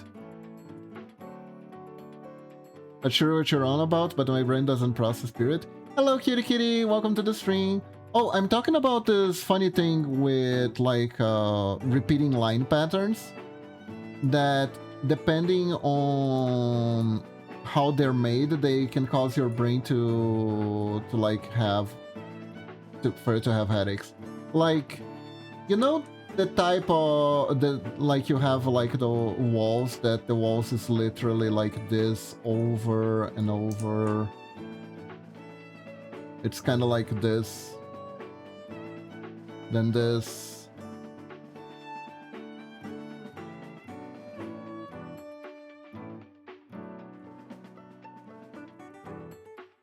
You have a pattern that is just this. And then maybe put another very drab color here.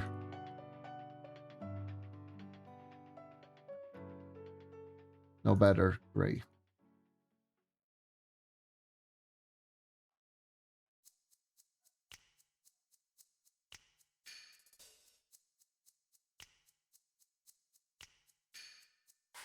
You have a pattern that's like this. And then, I'm sorry chat, because I might actually cause a slight migraine. It's just...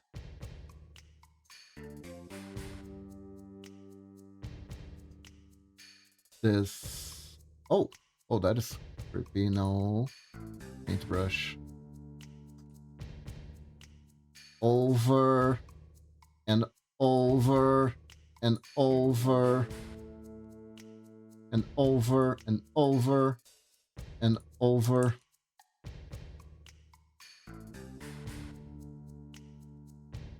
And over, and over.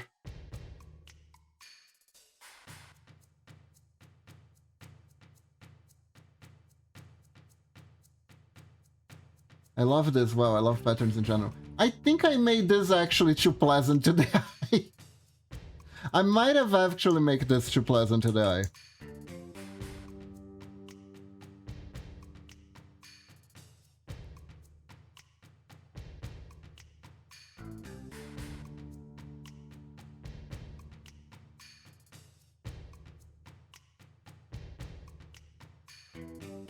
I needed to pollute. I think I needed to pollute it a little bit more. This one has a weird 3D effect in it. You can kind of see it if you look at the screen too long. It kind of like... I ended up creating a optical illusion instead. Whoops.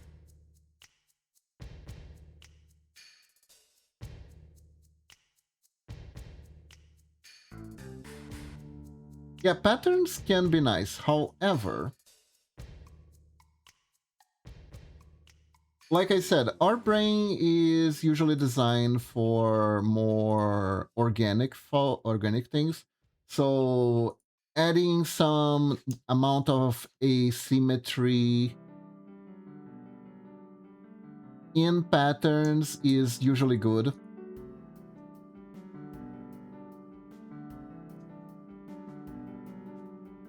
I'm neurospicy. I appreciate that terminology. I think that's a very neat terminology.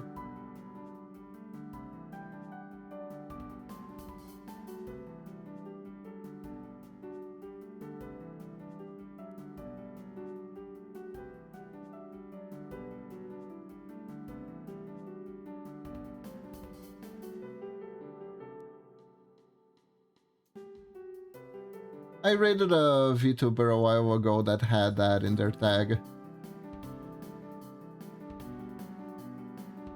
Neurospicy.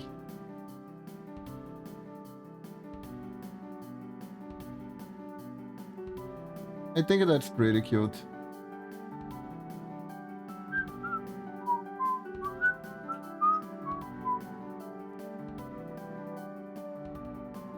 Oh, we can do something like this.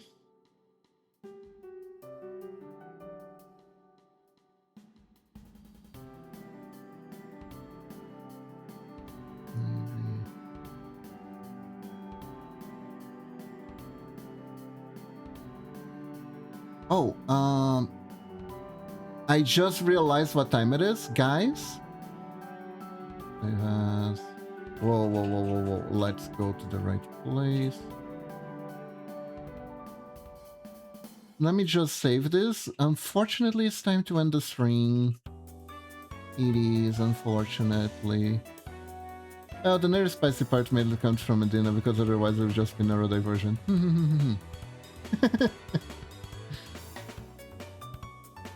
Where was it?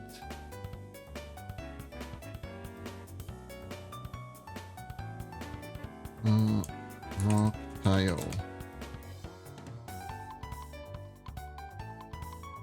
There we go. Alright, everyone. Unfortunately, that is all the time I have for today. I hope you all have a wonderful day or night. And tune in on next time. I'm actually gonna play.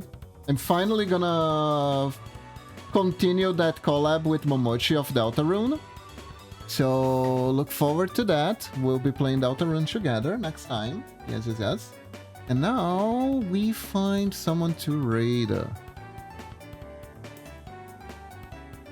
See who is on today. There are a few peeps that are on.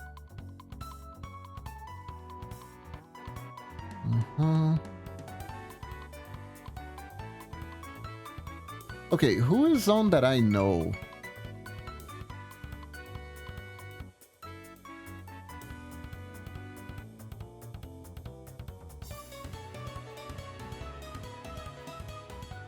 Let's see. I see someone suffering through Omori.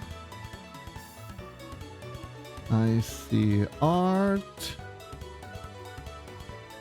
I see Rapple.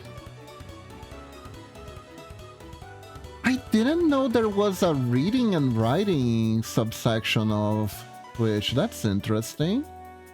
Okay, I'm curious. Let's see what they're doing. Let's check them out.